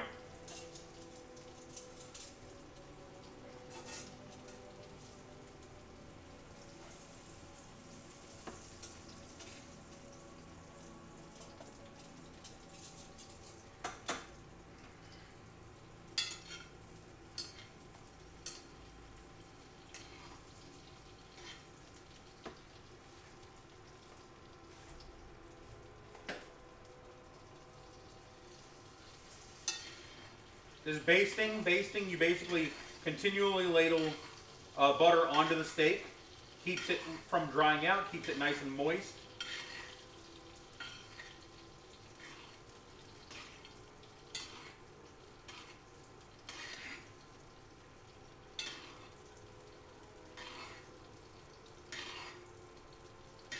All right, there we go.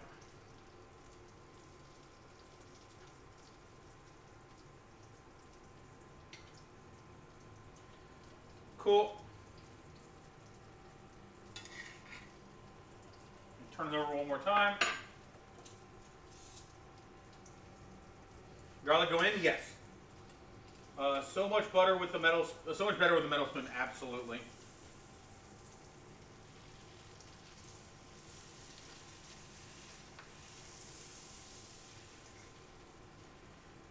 And let's just go put the rest of the butter in there. Why not?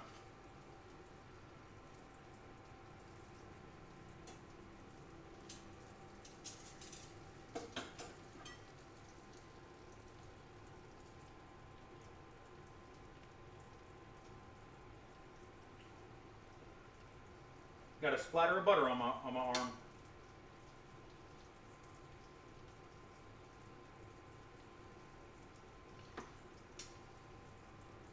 Did you look at any more Dalstrong? I haven't yet. I wanted to look into them. I lost the link that I initially looked at, so I'm gonna go look them up now that you've told me again. Dalstrong, Dalstrong.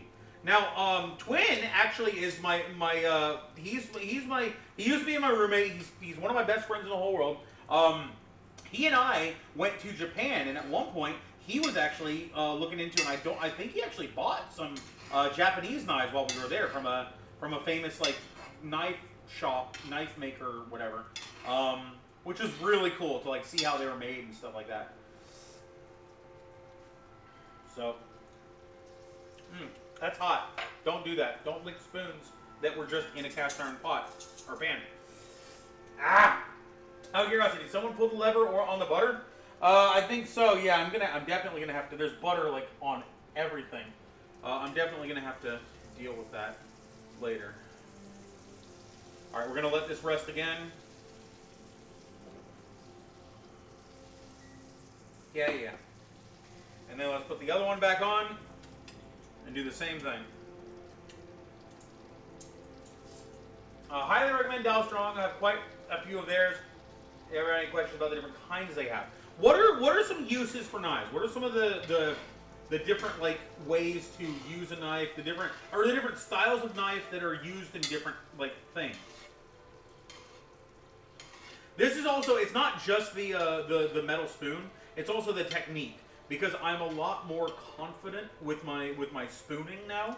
I used to spoon a lot more chill like, and just like try to do it from this way and stuff like that. But doing it like this, where I'm actually lifting it up, this is what I've seen in people doing it in videos, and it looks a lot better that way. I'm gonna mash the garlic while I'm here.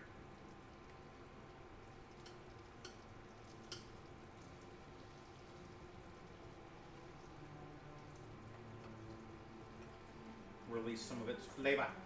Flavor Town!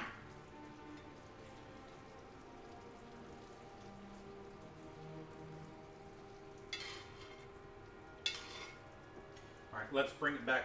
Flip it over again. I so want to lick that spoon every time I take it out.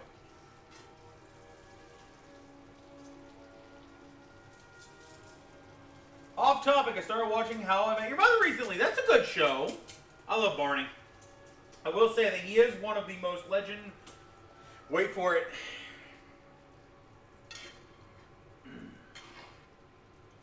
dairy characters I've ever seen in any show. I love him. Love the man. Love Neil deGrasse Tyson. No, Neil Patrick Harris. Close enough. As a butcher, I have a lot of butcher knife, carving knife, fillet knives, etc. Well, a good chef's knife can pretty much do every job. There are specialty knives that do specific jobs better. I would like something that does everything, and then a few specialty ones that I can use for like specific things. I had a special knife. I had a cool knife that I got that I can't fucking find anymore. I don't know what happened to it. Maybe did I put it in here? I probably put it in here. No, I didn't.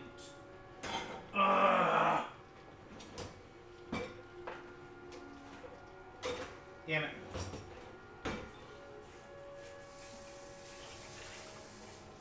Because it's a good knife, and I could use it for chopping and slicing and slashing and all kinds of things. And I don't know where it got off to.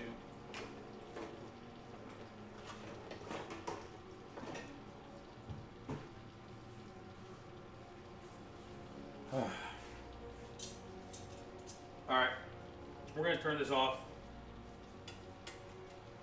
The cast iron will retain a little bit more heat. I just want to do it one more time on the other side. I think I already did this side, but we're just going to do it anyway, because why not?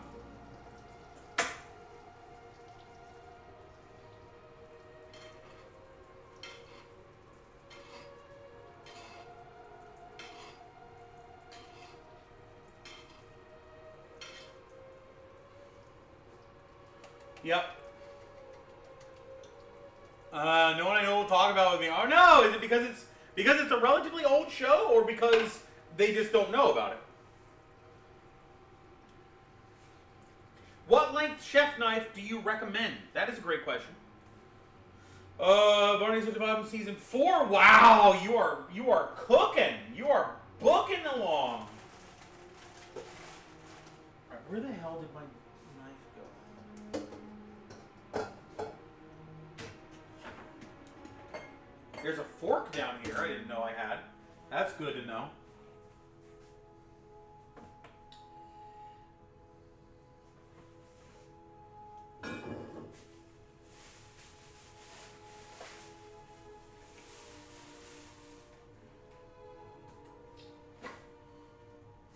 I have a razor blade Interesting. Interesting little find.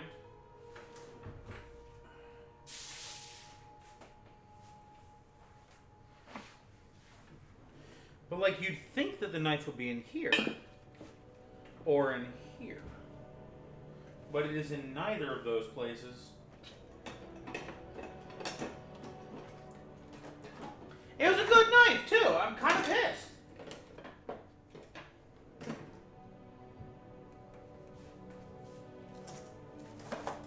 I mean, it's got to be here.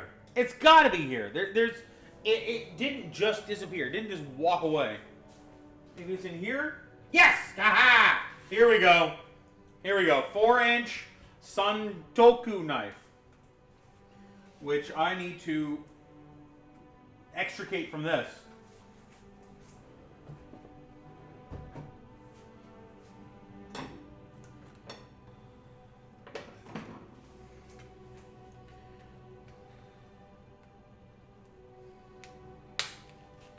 Woo!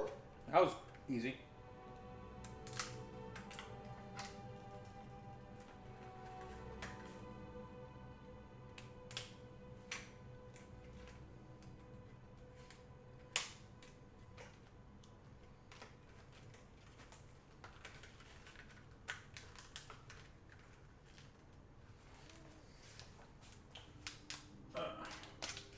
There we go.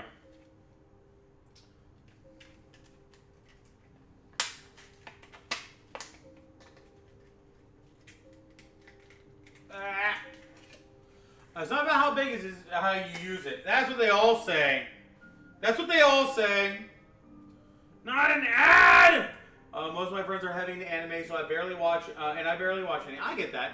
This is my favorite, absolute favorite knife of all time. Nice. So steaks are now well done. Sinful. Probably. Maybe the 10-inch myself for everything. It depends on the specific job. Nice.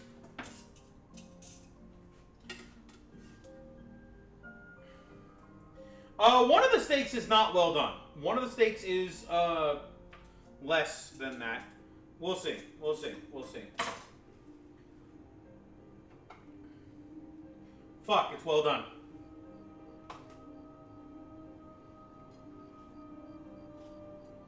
This one has rested already, so I'm okay with chopping a piece.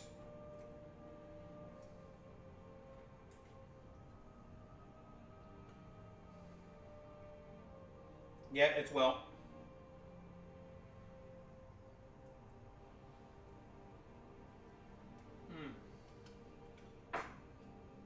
Oh, it's good.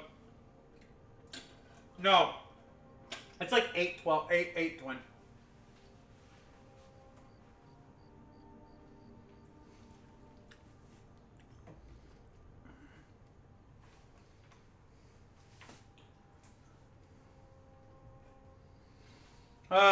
Sag.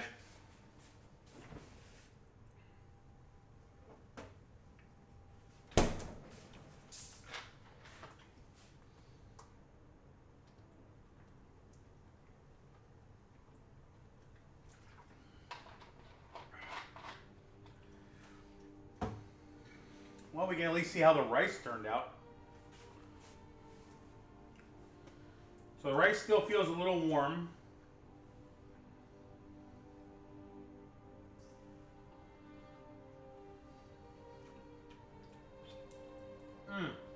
Oh, that's sushi rice. That's sushi rice. I love it. All right, sushi rice with a buttery spoon, a buttery meaty spoon. Oh. That's salty and sour.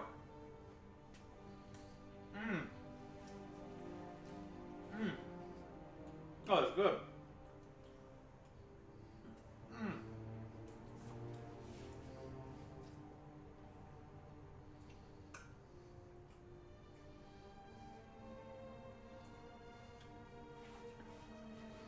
That's good. Buttery meaty spoon, exactly. Alright, so how do you cut a T-bone steak is my question.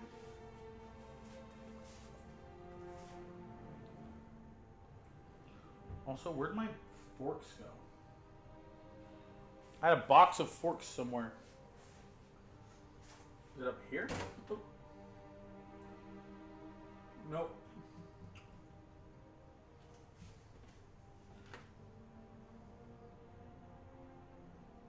Nope.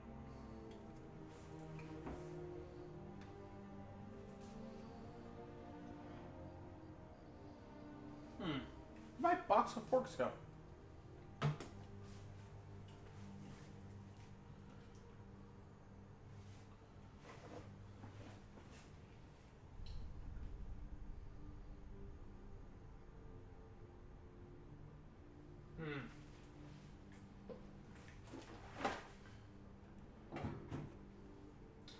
Maybe here.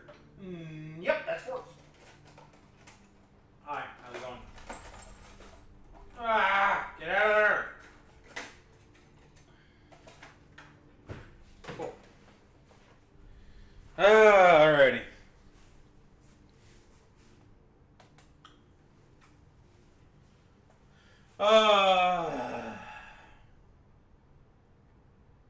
Drunky, will you share the steak with me? Obviously, yes. Come visit. You can still make amazing tacos with that. Yes, absolutely. Say it's above average. Thin steaks like that, sear for 2 minutes on either side, and baste in butter for 1 minute on either side. Okay, that's good to know. I appreciate that information. I am learning. And I would like to keep that information in my head bowl.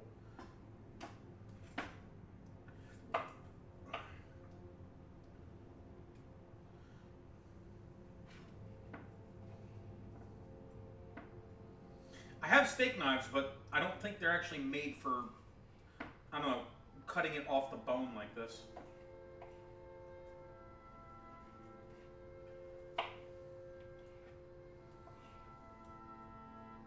So this is the, what is it? It's prime rib on one side and filet mignon on the other, right? Like that's what a T-bone is.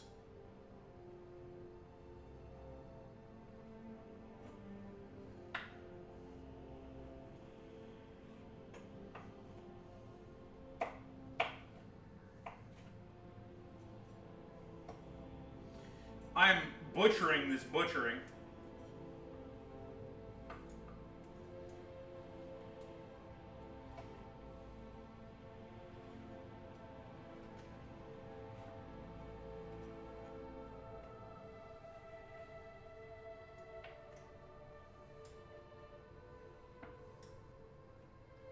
I have a fork in one hand. I'm using the knife to pick it up.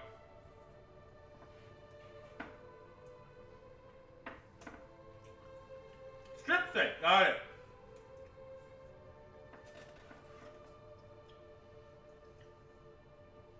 Right, it's actually still really fucking tender. I've not had a bone in it.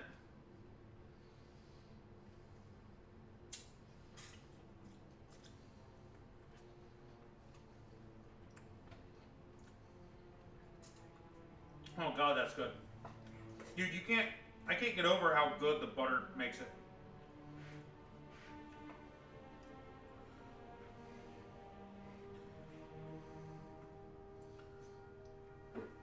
I can just hear the saying, well, at least he's cutting against the grain.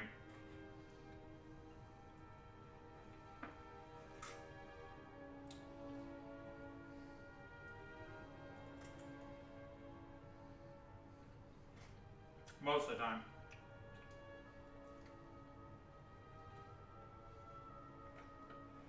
If I had a professional chef here, they'd be saying, "You have not made steaks! You have made dog food!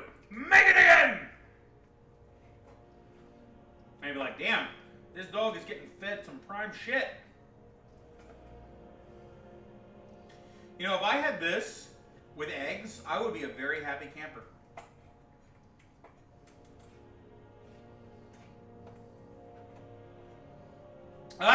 What's this?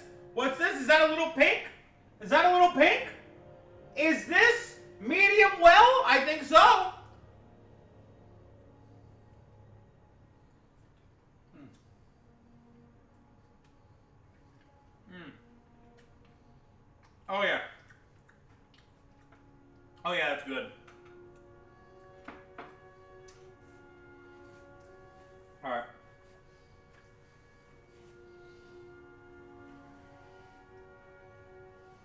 Wondering how I feel about the flavor of each side. It tastes like butter, salt, and garlic. Like, I am not a huge aficionado of steak, I'll be honest. I'm not great at the whole detecting differences. It's like with wine. Wine with me. If someone were to give me a bunch of different types of wine and be like, these paired with this food and that food and this comes from this location, taste the nuttiness of the wine. I'd be like, yeah, it's alcohol. It gets me there, but it tastes like shit. I will be honest, these have a lot less meat on them than I thought they would.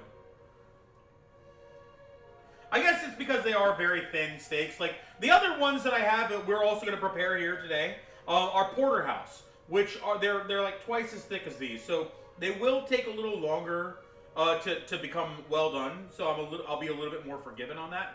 But can I just eat this? The answer was yes.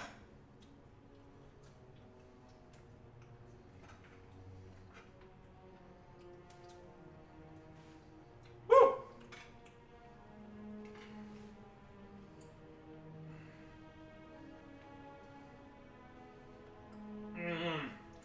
The forbidden sauce.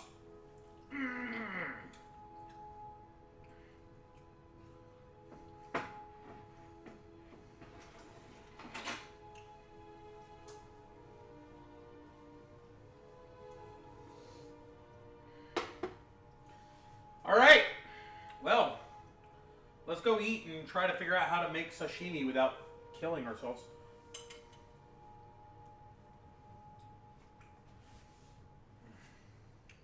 One side is fillet and the other side is strip.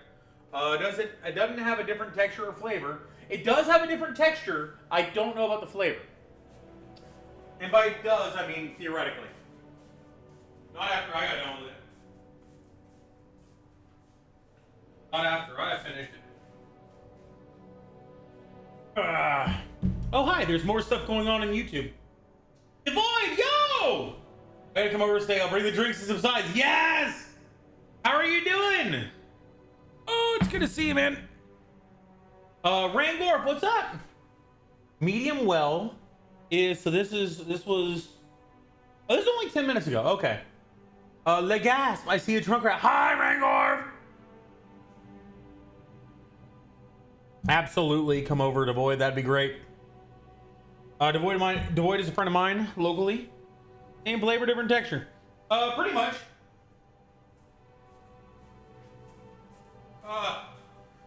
See, I'm not really getting flavor from the steaks, so to speak. I'm getting flavor from the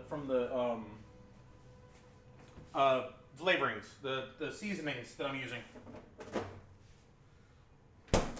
I also have Cayman Jack that I could have. That actually might be pretty good. This is actually pretty pink. I like that.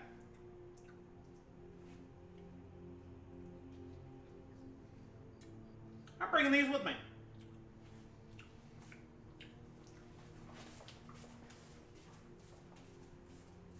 No plate needed.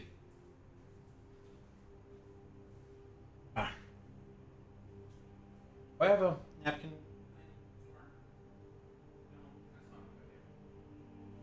Okay.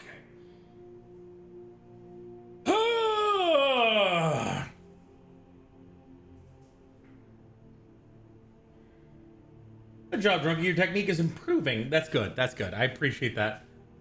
Thank you. A hint of something, I guess.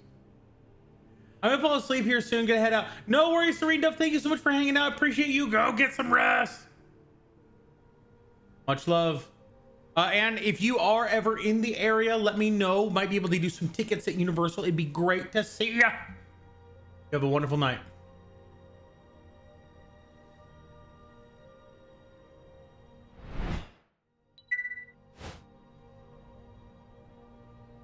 Whew.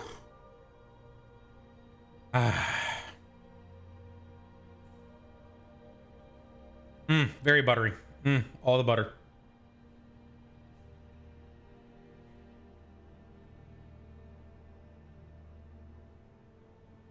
Stop being connected, damn it. Definitely letting me know. Yes. Ow. Well, it's not. I need to cook steaks without seasoning them sometime. Maybe a little brine, maybe a little salt, but no garlic and no butter, just oil.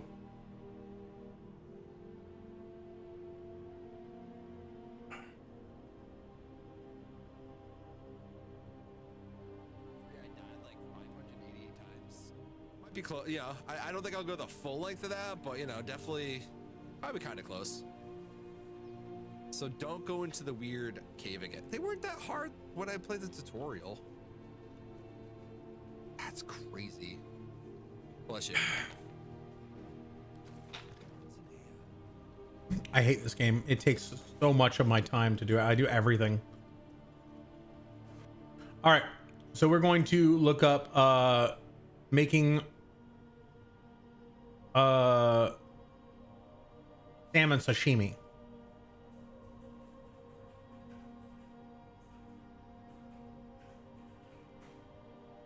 How to make salmon sashimi. Okay, farm salmon versus wild salmon. I choose to buy farm salmon because where I get my salmon, farm salmon is raised, god damn it, sizable contained area, so they're able to swim in their natural habitat, eat their own diet, but they're actually typically given a curated diet. Okay, farm salmon, freezer bags, Ziplocs, or anything that prevent freezer burn is great. Yuzu aioli optional. I don't have that. Salt. So I've seen people use rice vinegar, salt, and sugar to create a brine that they essentially dip the salmon into, let it get covered, and then throw into a bowl or something and refrigerate. Oh yes, I would like to do that because the garlic definitely makes it taste better, and the butter makes it taste fucking phenomenal. But I don't really know the difference between any of the steaks.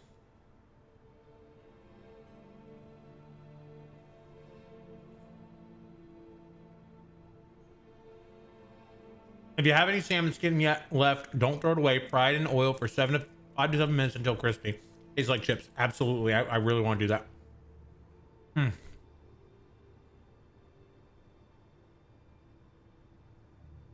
1 pound salmon.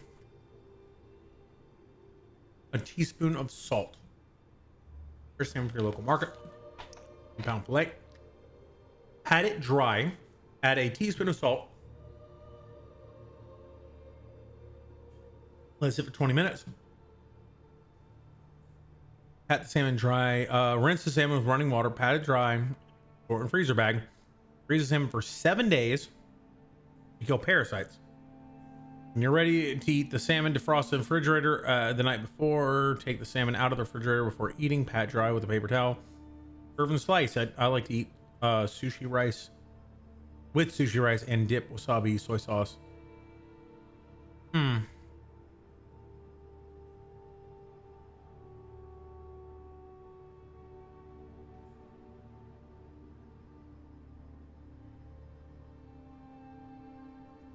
Everybody, like, I've seen a few different people who don't have the freeze for 7 days method, because they say if you're using farmed salmon, you're fine as long as you do the cure and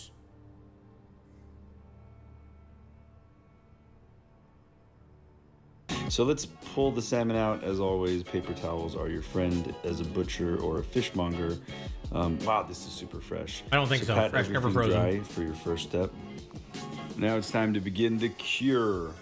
We're going if it was salt the farmed fish first. and So or sushi on a grade, sheet pan, you I'm shouldn't using necessarily kosher salt, need to and freeze I want it, a according pretty to generous coating the internet. on both sides. We're going to do the top, and then we're going to flip it over. I mean, don't go crazy. We're not trying to make gravlax. We just want contact with just about every piece of the salmon. Once that's done, it's time for it to take its first Why didn't you rest take in the the fridge. skin We're off going to first? fridge this for about 1 hour.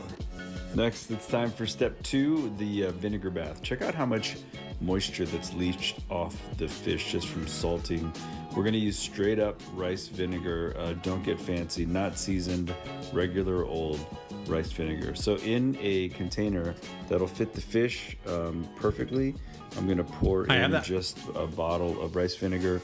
I just want to barely cover it because we're gonna add a little ice and a little water. So you can get about 75% coverage. Let the ice and the water do the rest until just covered, and let's let that rest for about 1 hour again. Oh, hey, Darkly Girl, that how is are you done, doing? you can see that the fish is starting to cure from the outside in. I'm checking for a little kind of a hazy color, and again, I want to pat this dry very, very well before we go into the freezer phase. So pat dry completely, then we're gonna wrap with plastic wrap, completely airtight, as tight as you can get it, and then it's going to sit in the freezer for at least 48 hours. You could go longer, but you want to do at least a minimum of 48 hours. I'm doing both of my fillets here, getting them nice and tight, and then we're gonna go let them freeze to kill all the germies inside the fish. The salt and the vinegar are gonna give you phenomenal flavor. The freezing is going to make sure it is food safe. Once that's done, just slack it off from freezer to fridge. When it's nice and soft, we're gonna unwrap it. You guessed it, pat it dry once again, and we have to cut this into sushi size pieces. I like to measure with my palm, about 4 to 5 inch wide, and we're gonna cut them in half, and you can see the little bit of the cure. So we wanna cut the cure and the skin around the fish, and what's going to be left is going to be the sashimi or whatever you want to use for it. Always remove pin bones. I've got a little pin bone puller here, and I like to start with the skin side. So as I come under and skin the fish, you'll see me open up the flesh like a flap, and then also cut just a little bit of that cure from the side. I'm trying to make this a block without wasting too much meat. I do have to cut that top portion off. And this, by the way, guys, is called sakudori. Sakudori is the piece of rectangular fish that is ready to be cut into sushi or sashimi. These are very thin pieces because this is wild caught fish, but big commercial Scottish salmon are going to be a lot thicker, so you're going to end up with a bigger block. But this is like old school style right here, like a smaller, probably 10 to 12 pound fish. So cut all the cure around, and I'm going to demonstrate 2 cuts. First, from cutting from my weak hand side on an angle, this is the cut that would be for nigiri, or the sushi fish that rides over the rice. All right, and off the right side, I'm gonna cut a perpendicular cut, just straight blocks, and that's going to be for a sashimi cut. I just wanted to show you the 2 types. So those are vinyl gloves I was talking about. I love using those. I can show you how. Wait, is he wearing gloves? To poke. What vinyl gloves are we talking about? But oh yeah, okay, got you right there. Got you. Huh? Are they nitrile? Because I have a bunch of those. Here, like I'll show you what I got. Maybe I've got what I need. Fish. So cut all. Okay, so pretty much the only way to do this is to do the whole 7-day thing. 7 days.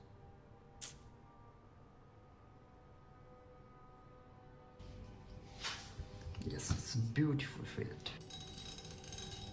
What's up, Sushi Lords family? Namaste and greeting from Sushi Santos. They're That really video weird. is one of the most accessible video from all of my Sushi Lords families. That is It's only coming. Oh, okay. Like I say, the first time was only coming through the left ear. Like, I like that. I see a pun. Yeah, Rangorf, I appreciate you. Thank you for being here. I'm sorry, I'm not as active as I should be. I should be paying attention more. I'm just really in the learning phase of this whole.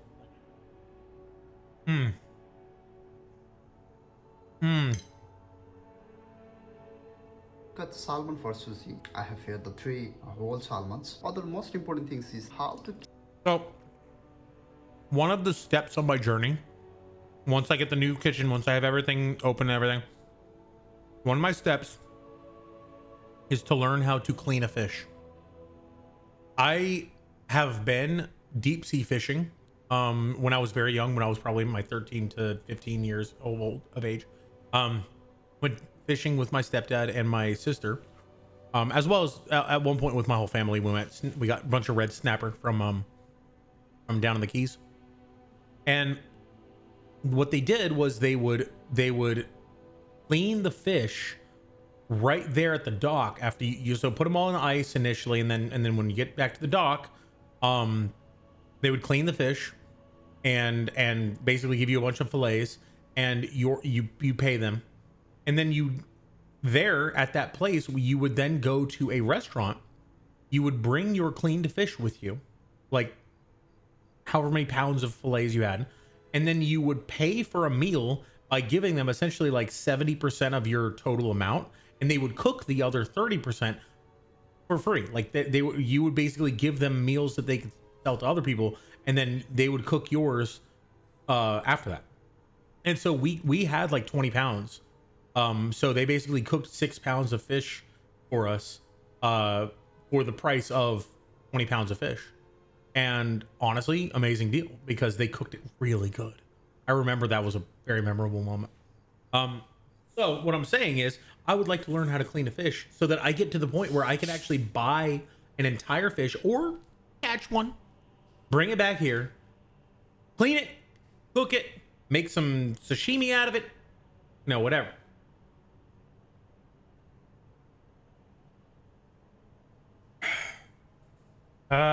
Good stuff. Your supermarket salmon for sushi and sashimi. That means how we can make that's agricultural salmons as a sushi grade Salmon or tuna. Today, I'm gonna show you how. I would like to do tuna as well at some point, but tuna is really, really hard to catch, and by that I mean they are strong. Me and my dad, we went out on a vendor trip where he worked for Verizon Wireless, and one of the things that he did was he was the engineer who was in charge of buying a lot of the equipment that they used at Verizon. And one of the things that meant was a lot of vendors would try to like take him out and persuade him and this, that, and the other.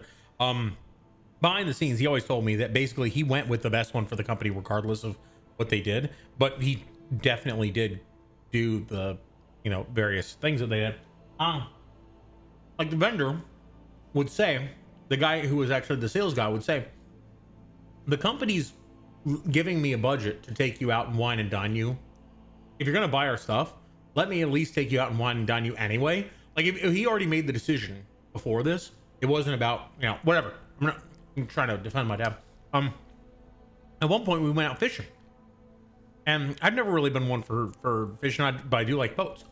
But I don't think I hooked it, but somebody hooked a fish that was just the most powerful fish that I ever felt, and it took the entire like boat of 5 people rotating in like 10-minute shifts of just slowly cranking this up and letting it tire itself up to pull up a tuna that was not that big.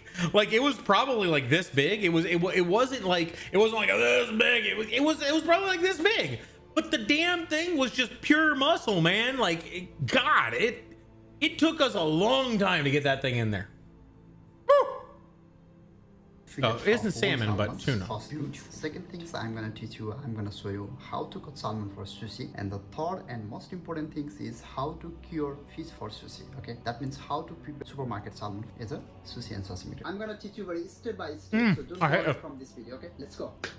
Many minutes later. Firstly, what kinds of tools you need? Okay, normally to fillet the salmons, I prefer to use the deva knife to carve the head and to fillet it. If you don't have the deva knife, you can use the normal chef knife also.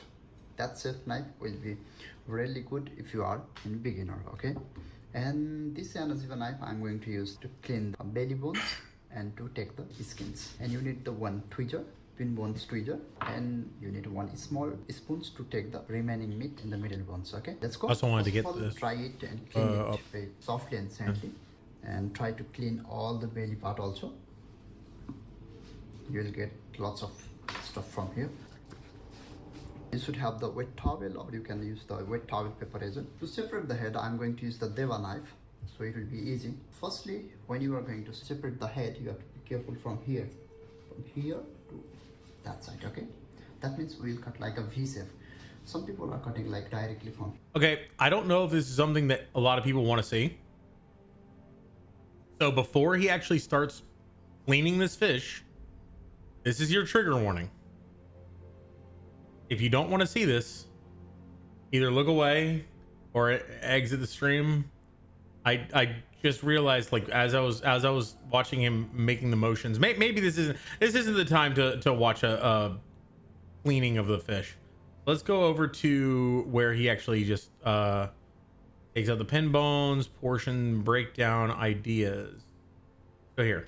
So now it's just meat. It's not a fish anymore. It's just meat. That means which part of the salmons we can use for the what purpose of the sushi. For example, for the sushi, for the nigiri, for the sashimi. Normally, I love to say that is the sashimi part. That the sashimi line till here. From here to here, it will have lots of tender to be a little bit Ad more break, chewy, so we can make the tata.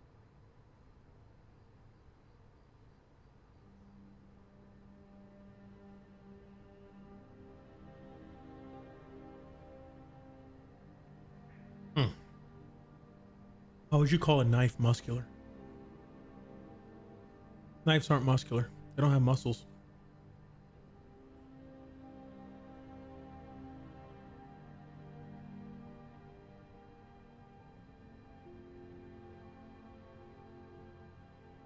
This one has muscles? I don't know if I want a knife that flexes back.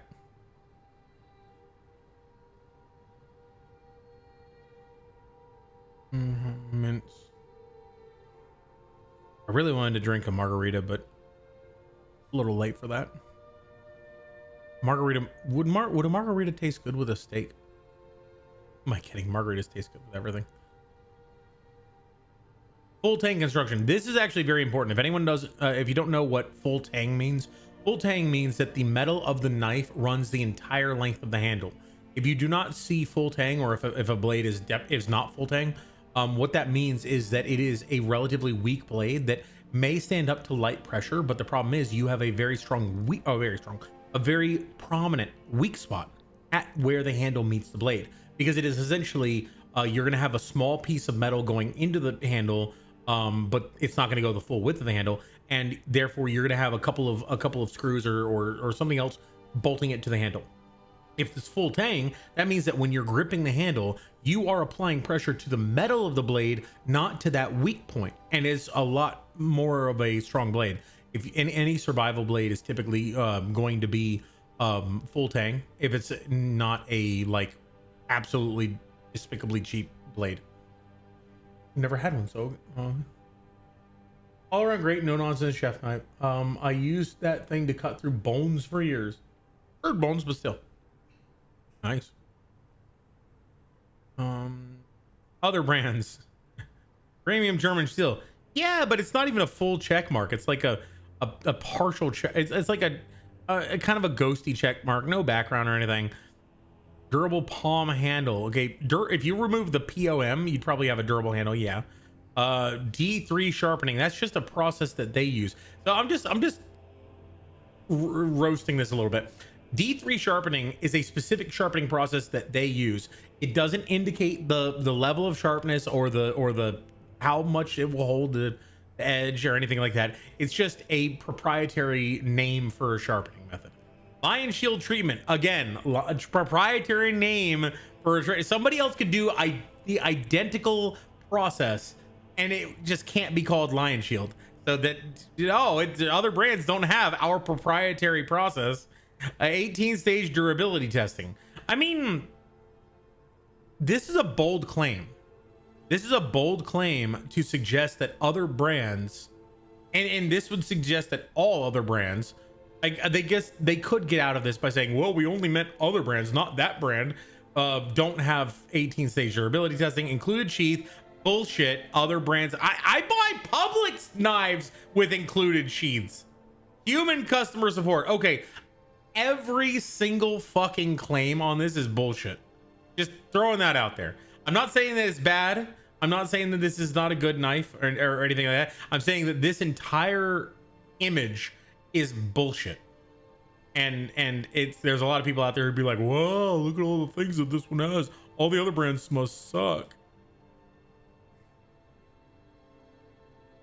I wanted to see a video of them using it. Why can't I hear it? No volume? Also, I want to make it full screen. Okay. Care guide. I like care guides. Helps me to know how to upkeep it, maintain it. I probably won't remember it, but a lot of money into marketing bullshit. This is true. Still great knives underneath. It's the dichotomy of marketing. The brands that spend the most money on marketing and therefore not as much money on quality. Imagine this. Imagine you have $100. If you spend $100 on quality and no dollars on marketing, you're gonna have an amazing product that nobody knows about. If you spend $100 on marketing and $0 on quality, you're gonna have a crappy product that everybody knows about. If you spend $20 on quality and $80 on marketing, you're gonna have a meh product that everybody knows about.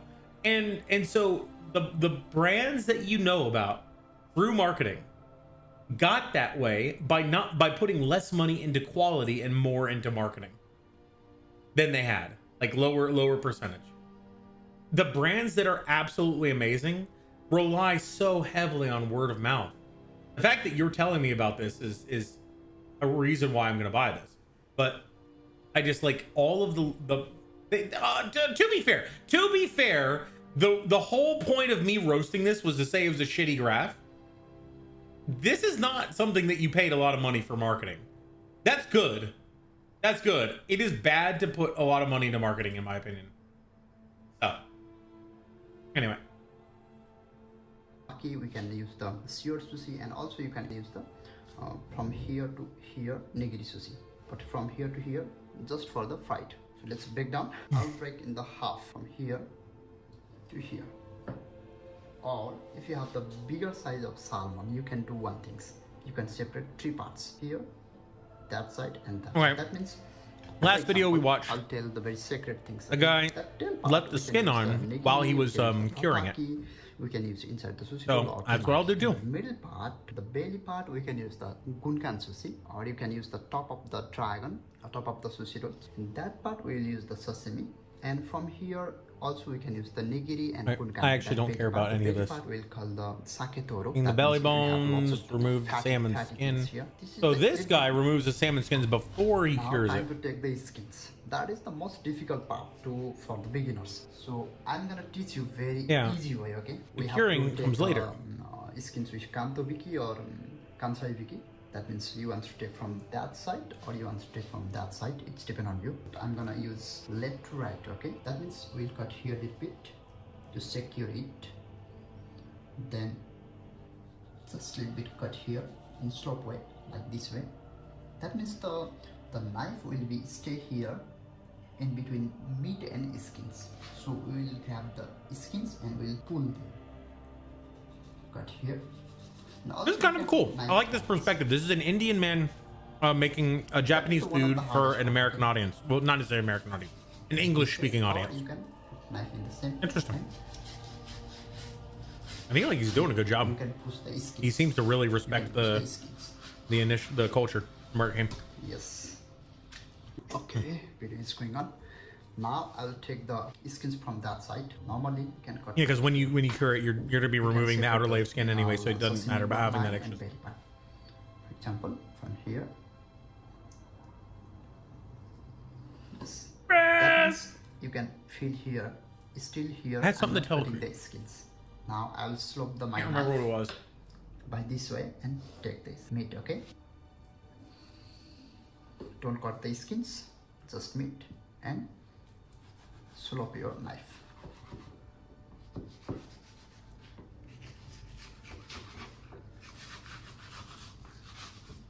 Yes. That is our beautiful sashimi line. That part we can use for the gunkan, top Not of late. the sushi roll, for the nigiri sushi. Of course not. What is late? Late doesn't mean anything. Yes, that is also done. Now, I cooked my steak. that's it. Well done as usual. That is also done. Good. Here isn't any meat. Nice and crispy. Put it here. Take out. This is our beautiful belly part. That means that is the sashimi line. From the belly part, if you are taking 3 or 5 finger from here, that means that part we can use the gunkan sushi. And from the 4 finger, that means we can use for the nigiri sushi. I'll cut here, okay? That is 3 or No, 4, 5 finger. 13. That part we can use the gunkan, and that is You're the fine. Don't 3 or stress, my 4 friend. finger. I appreciate you, Rangorf. Yes, that will go inside the sushi roll. You can use the temaki. Every time I You respond can to use somebody, the it's like fried 15 minutes on late. top of the gunkans. I know you said Now don't we'll stress. cut the I appreciate you. nigiri from that side and gunkan from that side. The first one will go inside the sushi roll or top of the gunkans or temaki. It's depend on you. From here we can take the gunkan, 2 finger, like this. T-bone steak. And from here we can use the nigiri. Here this part we can use the especially for the sashimi. Pork. That part we can use for the nigiri also inside. I the don't sushi. pork. That is the Hey, more tender. dragon. So I'm gonna cut and I'm gonna use for the inside the fried sushi, or we can use the tataki, top of the gunkans. We can use the for the nigiri. Also that belly part we can use the. I'll make teriyaki sauce. You can Ooh. use the 3 or 4 finger. You can use the nigiri.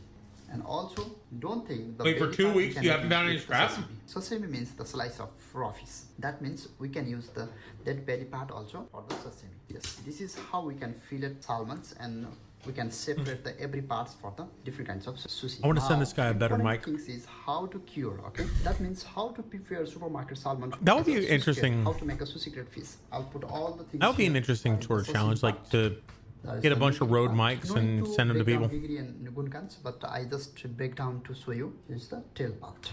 Now the important things to cure salmon is we'll use three ingredients. First Ah, is the gotcha. salt. You can use the salt here, not only one side, both sides. Okay. If you have the fine salt, it will be good. Very softly and gently. I'm hearing like screaming kids.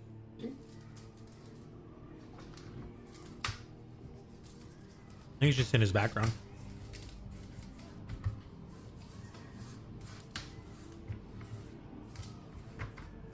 I use Wow, the you're right. 3 all weeks. around Holy the shit. Salt very well. Wow. And now we can At use 3 the- weeks this and table 2 salt, days. Table sugar, sorry. So yeah, salt and sugar and gently. in the rice vinegar was the brine that I've seen a lot of people use, but this guy's just Both sides, put okay. it straight on. You can see the water is coming from this sashimi line. When's your birthday? The third of May. Yeah, 34 this year. 34. Yeah. I'm Yeah. gonna wrap this and I think so. I'm going to put in the fridge. Almost Yeah, I was born in 40 91. 40 minutes, okay? Then after we'll come back. Many, many minutes later. Finally, it happens 40 minutes almost. Let's see. So 40 minutes. You can see here the salmon is it's getting excess water. Now, firstly, I'll clean with tap water. Tap water. Pat dry. Then put in rice vinegar and water and ice. Nice. Oh hey. Welcome sport. It's funny because I get the different perspectives. There. First of all, okay. Here's a couple interesting things. One, most of the people I work with are older than me. So they see me as a child. My family mostly is older than me. They see me as a child. Most of the people in this community are younger than me, or at the very least, like a couple years younger than me, or way younger than me. And like, it's like I'm an old man. I talk about, oh yeah, back. I remember watching Avatar: The Last Airbender when I was, a teenager, and they're like, what? How when I was a baby. Like, oh man, I'm old. Oh geez. But maybe my youngest child, I won't say how many years. Oh wow. Well, gaming granny, like I said, it's all different types of perspectives, and I really appreciate you. I'm no, it's a rarity for someone who is like, I think Alien Industries is probably one of the older friends that I have. He's 55 or 56, I think 55. And he's one of the older friends I have, but not many people from that, like my mom, dad, and oldest generation are interested in anything involving long distance communication, internet, and I don't know. It's just I'm glad that we've been able. Really cool. Me too, as a child. I understand. All good. You're amazing. I love being here. Wow, I appreciate you. I need to get my butt back out there. I'm sort of like winding down and eating this steak, and I'm like, I don't want to get up again, but I need to get my butt back out there to start doing this salmon stuff. I got a couple of salmon fillets in the fridge that I need to do this for. And awesome. Another thing, seeing how the meaning of words change over the years. Like I remember when fire was cool. I remember when awesome was like, had meaning, it had impact, it meant something. You didn't say awesome about everything. You said awesome about when something truly filled you with awe. In college, my instructors were younger than my children. At one time, many moons ago. Wow. I guess it's funny that I feel like there's a lot of people who just sort of get complacent, and like there's people who are 20 years old and complacent who they just want to enjoy themselves. They just want to play video games, watch TV, this, that, and the other. They don't want to do anything. And then there's other people who, like, their entire lives, for every waking moment, they have passion. They have something that they want to do. They have something to driving them. For me, it's the show. That's why I'm putting so much money and time into trying to make the kitchen as good as I can, trying to make the bar, trying to make everything. I want to make this. I want to bring this to a new level. For one of my coworkers, I think he's like in his mid to late 60s. Maybe he's younger than that. He might get mad at me hearing me say that. But he actually stepped down as a very high level person in Disney to come work over here as a sort of mid-tier role, because he wanted to get his hands back into like the mechanics of ride vehicles and track stuff, and like he wanted to get into drone operation and all these little things that you can't do when you're a high power executive. So he dropped all that just to get back into the weeds where he loves.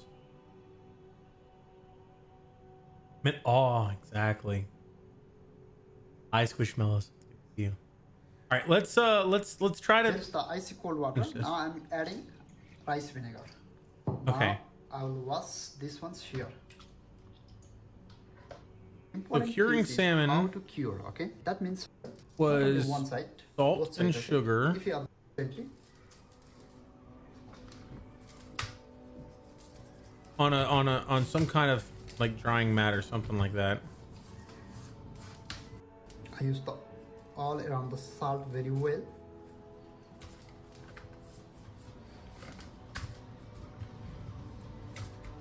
And now we can use the little bit table salt, table sugar, sorry, very softly and gently. Right, okay. You can. All right. Let's see. So wrap that. I'm gonna wrap this and I'm going to put in the fridge almost 30 to 40 minutes. Okay. Then So after we'll. that's what I'm gonna do. What I'm gonna do right now is I'm gonna go out there. We're gonna go back to the kitchen.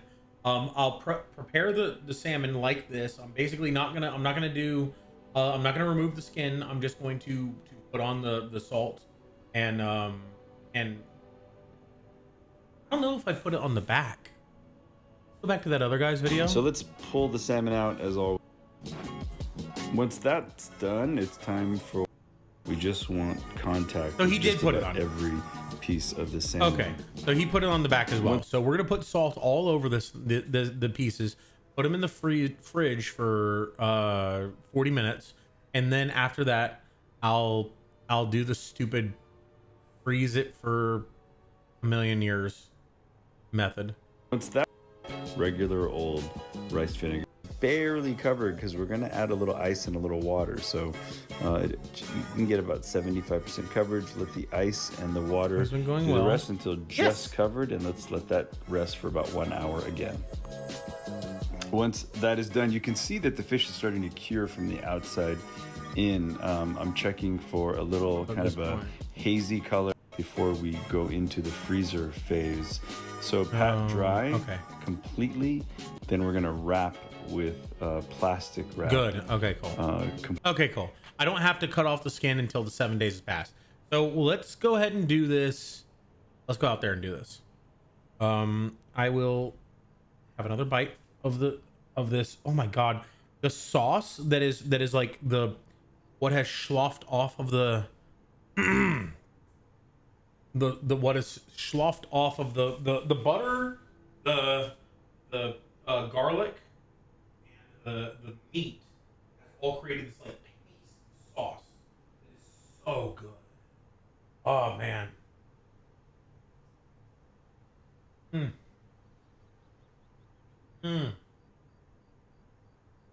it's so much less salty than it was before, which is good. I reduced the salt and it tastes a lot better. Completely airtight, as tight as you can get it, and then it's going to sit in the freezer for at least 48 hours. You could go longer, but you want to do at least a minimum of 48 hours. I'm doing both of my fillets here, getting them nice and tight, and then we're gonna go let them freeze to kill all the germies inside the fish. The salt and the vinegar are gonna give you phenomenal flavor. What this means is I could actually have this done by the time Pun and Phil get here on Sunday.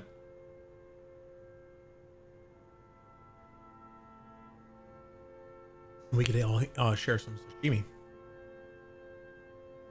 Interesting.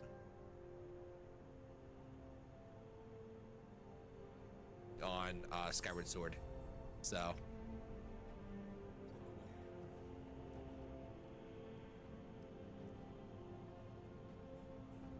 you have 15 health. Okay, I can just kind of tap you. Good to go.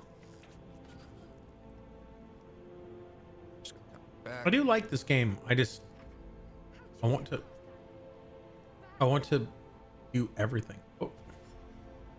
Bitch dash for me.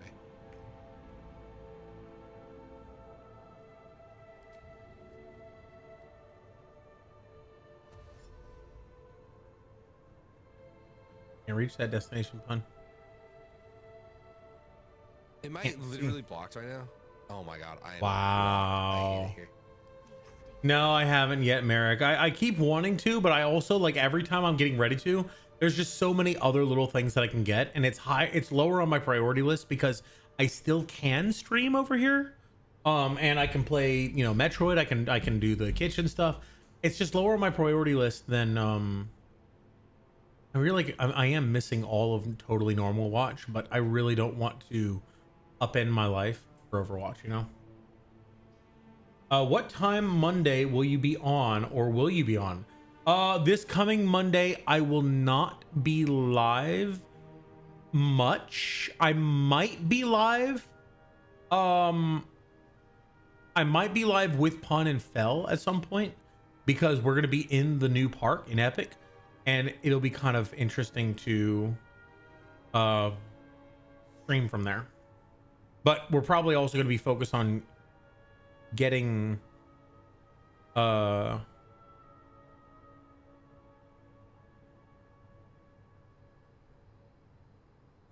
focus on enjoying the time and stuff like that. Yeah, it'll be I hope so.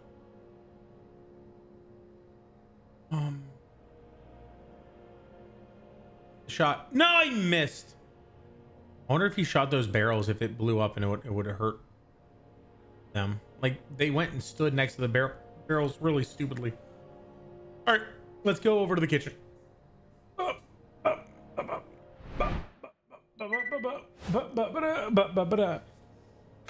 right. On YouTube, I am not missing any chat just yet. Let's go over to the kitchen. I think I have everything. I'm gonna go ahead and bring the steak too. Why not? Oh my god, everything's on fire on Pun's stream. You guys should check him out if you haven't already. I still owe our friend Game and Pizza Boy some scrap from earlier from the raid.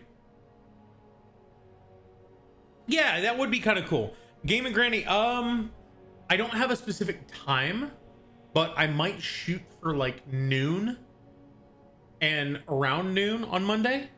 And that way we can like, I'll also post in the Discord too.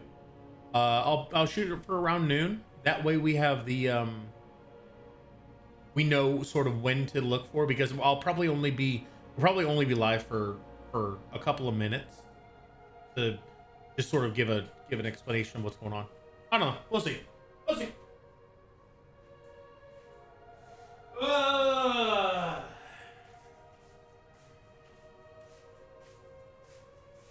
All right. Phone down here. Soda over here.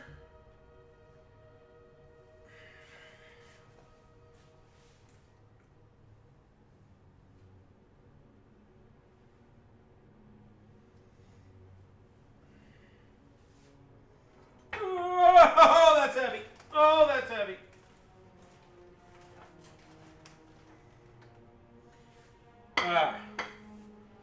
Okay. All right, so we are preparing sushi. What do we need? We need a plate or something. Yeah, a plate would work. I think a plate would work. All right, so a single plate. Let's go ahead and move this over here too, so you can see what I'm doing. This sushi rice is good. The sushi rice will really only last for like 3 days, so I'm gonna eat some of it now and then more of it tomorrow. Let's get our salmon ready.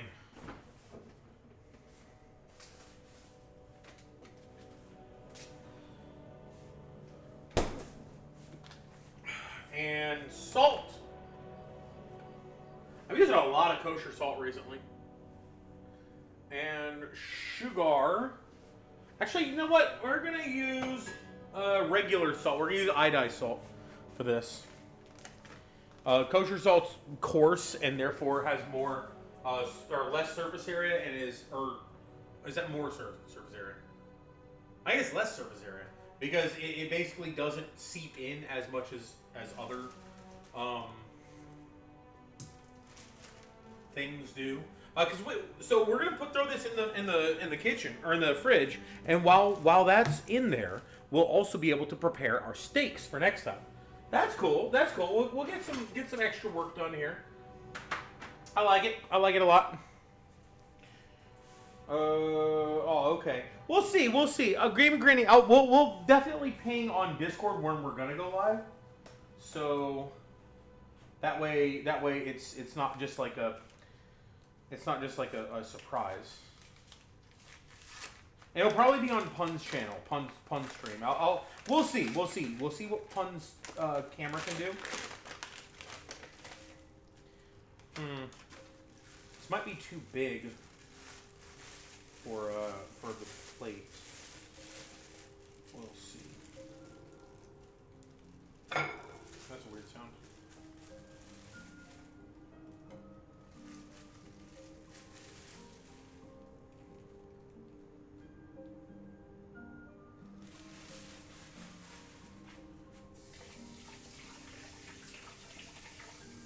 I'm definitely going to need to do a lot of cleaning after this.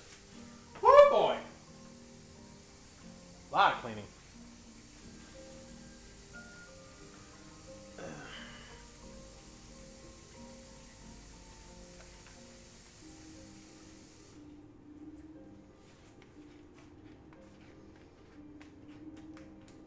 I don't know if it's probably not good to have them like laying on top of each other. Let's use this instead. It's got a couple of rust spots, but oh, they go right away. Cool.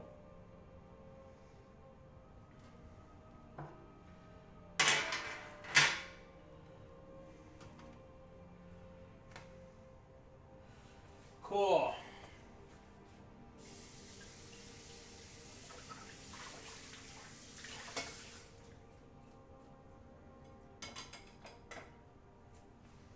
Lots of cleaning to do.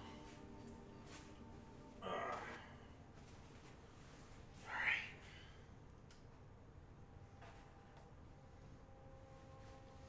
Best part of cooking the cleaning, right.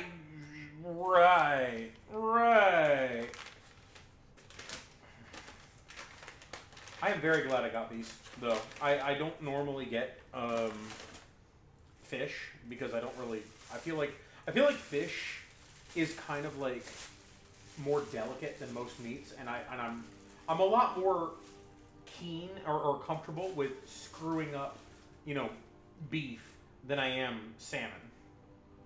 But these look really good. Like these are actually very good cuts relative to these. Like these are the ends. I probably should have asked for the middles. Like they asked me, which ones do you want?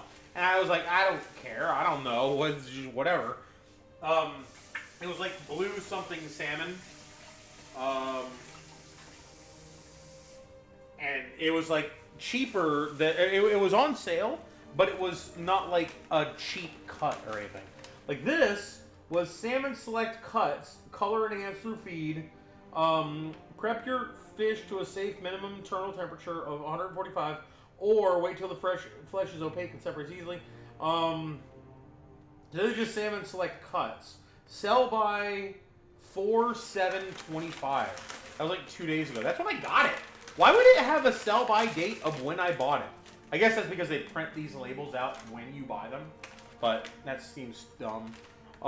This is Blue House Atlantic Salmon Filet. Elegant and easy salmon pesto. Here's a recipe. I don't care about that. All right. Can I have fish? Yes, absolutely. You can have fish, and remember you asked earlier for steak? You can have steak too.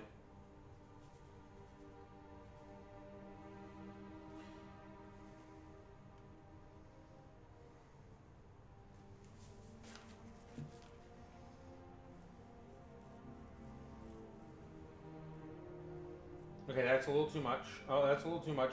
Stop going out so quickly.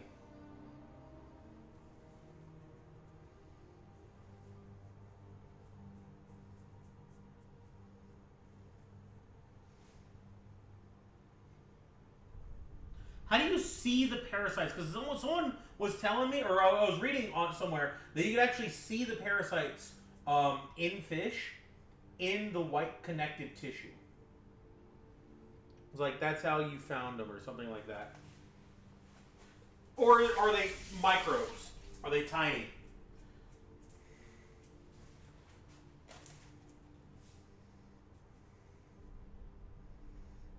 Okay, this is actually a lot more regulated than what I was just trying to do.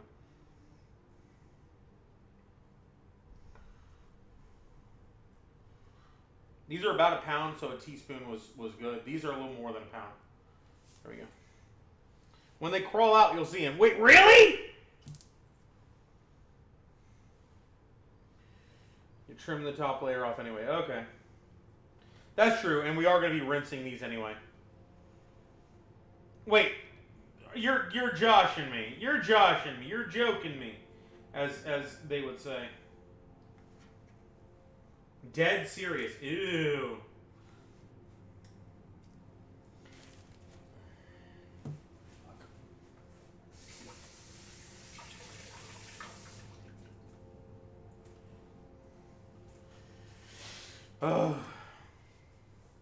Who was that? Someone I remember I had either it was a friend or maybe it was a television character at one point was saying, "You are joking me right now.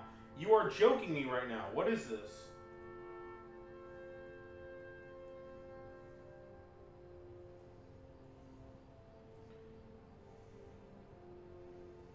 that was a lot more on that last piece than everyone else. Something you gotta accept when you eat fish. It's a part of it. Goes to freezer to see if anything is moving around. That should not be. Oh my god.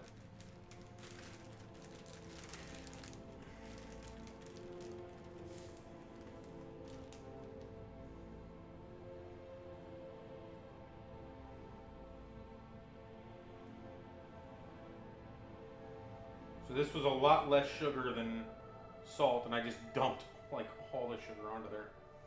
I don't think that the sugar on the skin really works as good as the salt does.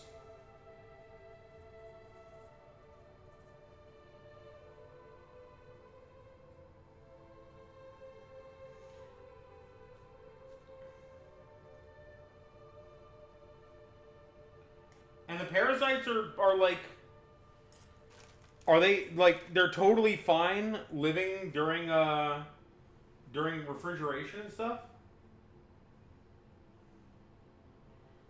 Like, would they not be hibernating or asleep or whatever when it's refrigerated?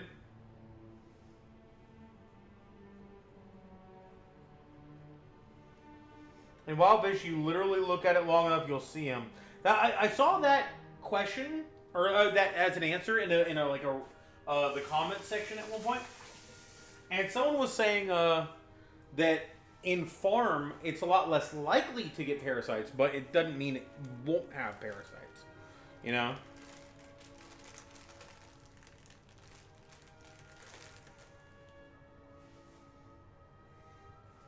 That's what I was saying, and that's a lot of people were saying that the farm stuff is very low likelihood, and so you should be fine most of the time. But it's possible. So like, if you're gonna be safe, then be safe.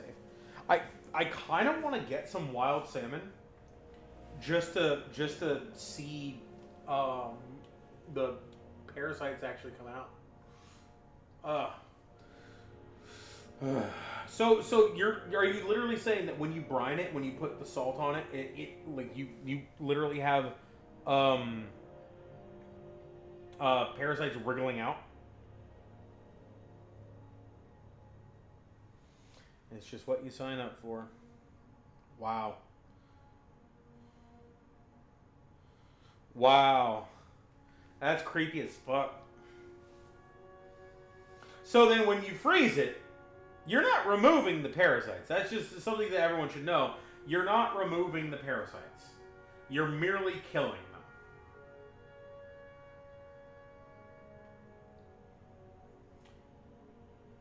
So yeah, when you're eating fish, you're eating 99% fish and 1% parasite. They're dead, so it's safe. Yeah. I didn't want to say the rest of that. I was going to say, it's safe. It's no less disgusting.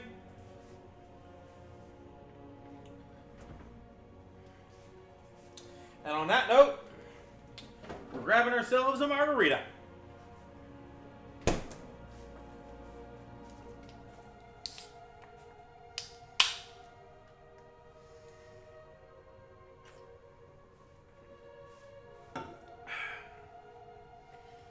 Is to kill the eggs.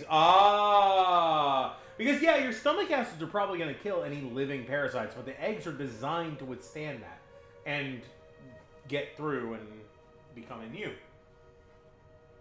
I'm just looking to see if any parasites are coming forth.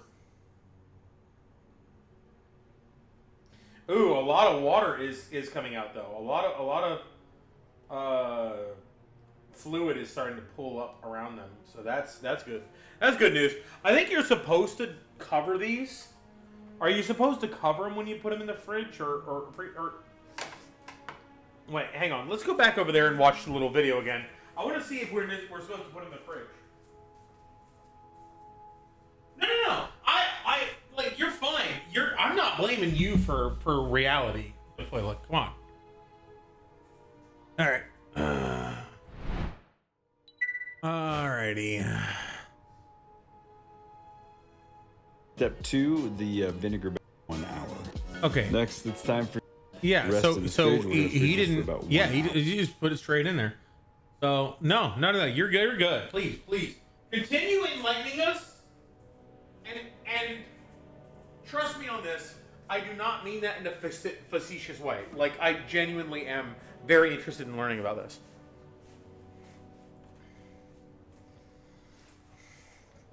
So we're gonna put this in the fridge, and we're gonna go ahead and pull out our meat. Now, what does this meat say on it?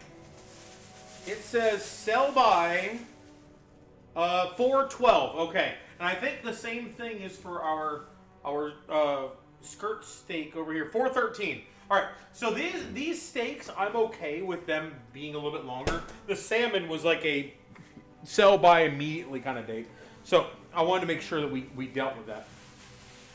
Let's go ahead and cure our brine our steaks as well. Where did that go? There, over here. We're just gonna put some. We're not gonna put any garlic powder on this one. We're just gonna put some we're gonna put some salt, as per usual. Salt, and more salt. I wonder if I use peppermint extract and like put that as part of the brine, if it would make the meat taste minty. I mean, it would definitely make the meat taste minty, but would it be terrible or not bad?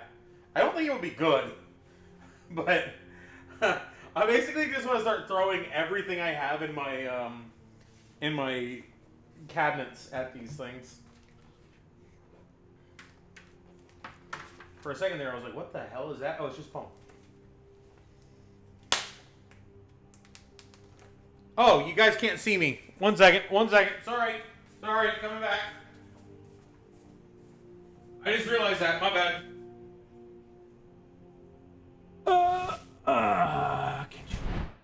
There we go. This is why sushi masters are held in such high regard. They make the sketchy process safe. Yeah, basically. It will look like super small white or red lines that move slightly about a centimeter long. Okay. Worms. Got it. Want me to check the magical want as to see if I can find you a house elf to hire? No thank you. I'll be the house elf. And that was... Oh, I'm 10 minutes late. Damn it.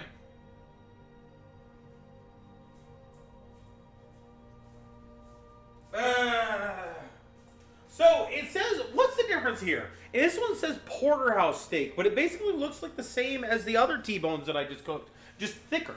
Like those T-bones were thin, this T-bone is slightly thicker. I don't understand why it's called a porterhouse instead of a not so thin T-bone. Is it just marketing? Because porterhouse sounds fancier? Also, the fillet portion of this is a lot smaller than the other ones. And I put the...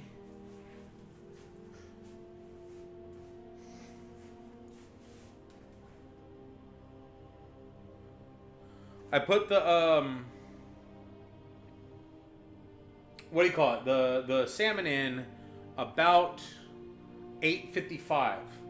So at 9:55, I'll go in, take it out, put it in a rice brine bath. After I rinse it, pat it down, put it in a rice brine bath. Put it in the fridge for another 30 minutes to an hour. And then once I take it out, I then wrap it, pat it dry, rinse it off, pat it dry, and then freeze it. So once I do this like 3 times, I'll have the process down pat. I just want to make sure I get it right the first time. All right, so just salt this time.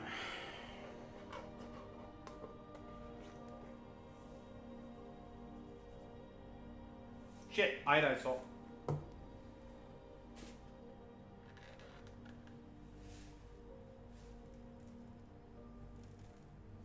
Alright, that's a little much. I'm gonna try to... and then I immediately put on like 3 times as much on that one. God, good God.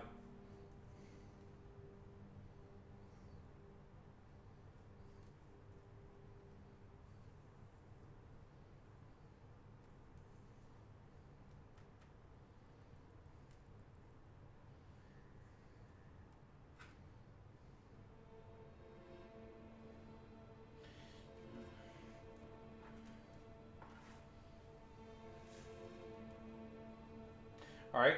This time at least I stopped it fast enough so I can spread it out a bit.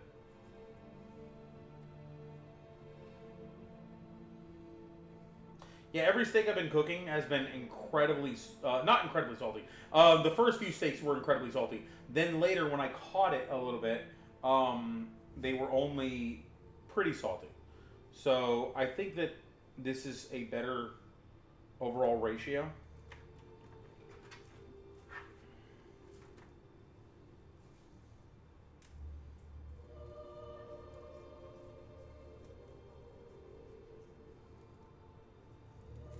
Okay, that's still too much, but probably a little better portioned.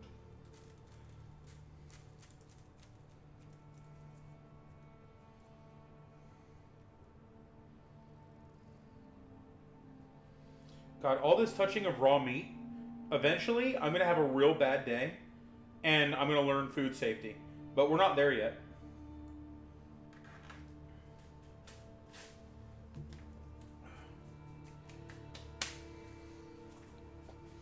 I love how it's like, when does salt go bad? It doesn't. When does sugar go bad? Well, mostly it doesn't. Much thicker steak than before. It will be more forgiving with the salt. Okay, good. Notice how the filet is bigger than the New York one.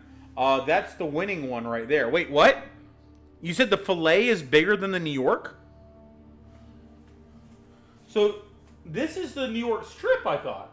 And this is the filet. And this is the New York strip, and this is the filet. How the filet is bigger than the New York on this on one. On one. Oh, this. So this one has a very tiny filet. Perfect amount of salt. Okay, cool. Thank you. I appreciate that. I really do like this process. T-bone is another name for a porterhouse. Okay, gotcha. How do you get merch from scrap? Hey, Laz, how you doing? Exclamation point store. It's 30,000 scrap for a stream giveaway, meaning that you're basically creating a giveaway, but it's random, or it's not random. It's everybody has a chance to join in. So if there's only you in chat, you might as well save 5,000 scrap and just do that one. But if you want one guaranteed for you, 35,000 scrap will get you a personal loot drop. Yep, there you go, store. Cool. I'm sorry I misspoke. The filet on one is bigger than the other one. Okay, yeah. So this one is the better of the two. This one is a really shitty. So I'm learning also what to look for in a in a steak, because these I just grabbed the ones that said porterhouse. I was like, oh cool, porterhouse. That's a cool name. So I grabbed them. But now I know. Look for the big, fillets. Look for marbling. Like the skirt steaks that I got are really fantastically marbled. I'm pretty sure they don't actually need any brining. Like from what I've seen, they're so thin. Like these things are so marvelously thin that they will just, like, you bring up to room temperature and just throw them on the skillet. Throw them on the pan. Okay. So for now, we are done. I think I'm going to go ahead and end the stream. I'm going to wait until 9:55. I'll send some pictures of the steaks that I cooked on Tuesday. I guess yesterday. Jesus Christ. Time flies really slow when you're doing lots of shit. I'll send you that. I'll take pictures and send pictures of the preparation process of the salmon. Might I suggest that you keep one with simpler seasonings so you get a feel for the natural flavor. The skirt steak, my second favorite steak, right after ribeye. Really cool. I would like to try that. I am going to try. So you'll notice I didn't put any garlic powder on these steaks. I am going to try to cook this with only avocado oil and salt. I'm not going to use butter. I'm not going to use garlic. I'm just going to sear the steaks and then let them rest. I think that will help me to reduce the fact that I'm basting in low heat and continuing to keep the cook going is 100% contributing to the fact that I'm getting to well done every time. Eventually, I'll probably get to a point when I will be able to. Good Lord, there's a lot to clean up. I'll probably get to a point where I can. I'll go over to this one. Eventually, I'll get over to a point where I can sear it for a short amount of time on a high heat, getting the good sear, and take it off fast enough that I can then still do the base and continue to cook it while not reaching medium. This is the way. Nice. I don't really think.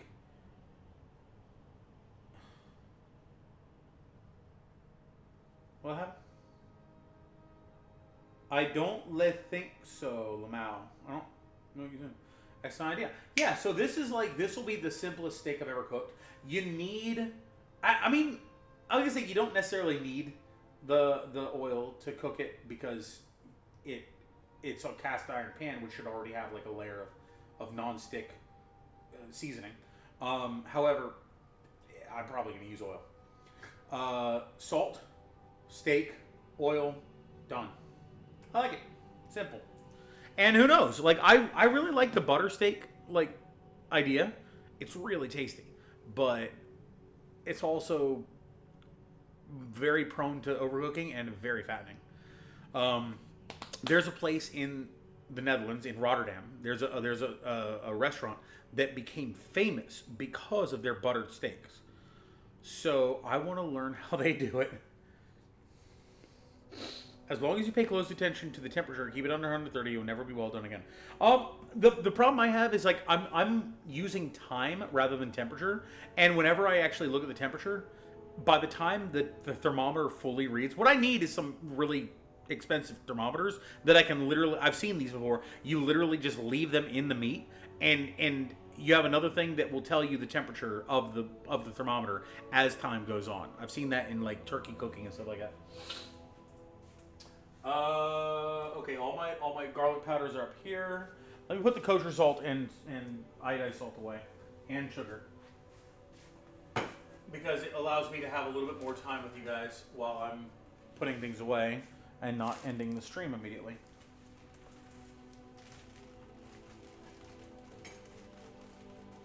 I will have to reapply a seasoning. I'm gonna have to wash these out and reapply the seasoning. For the small and the large cast iron pans.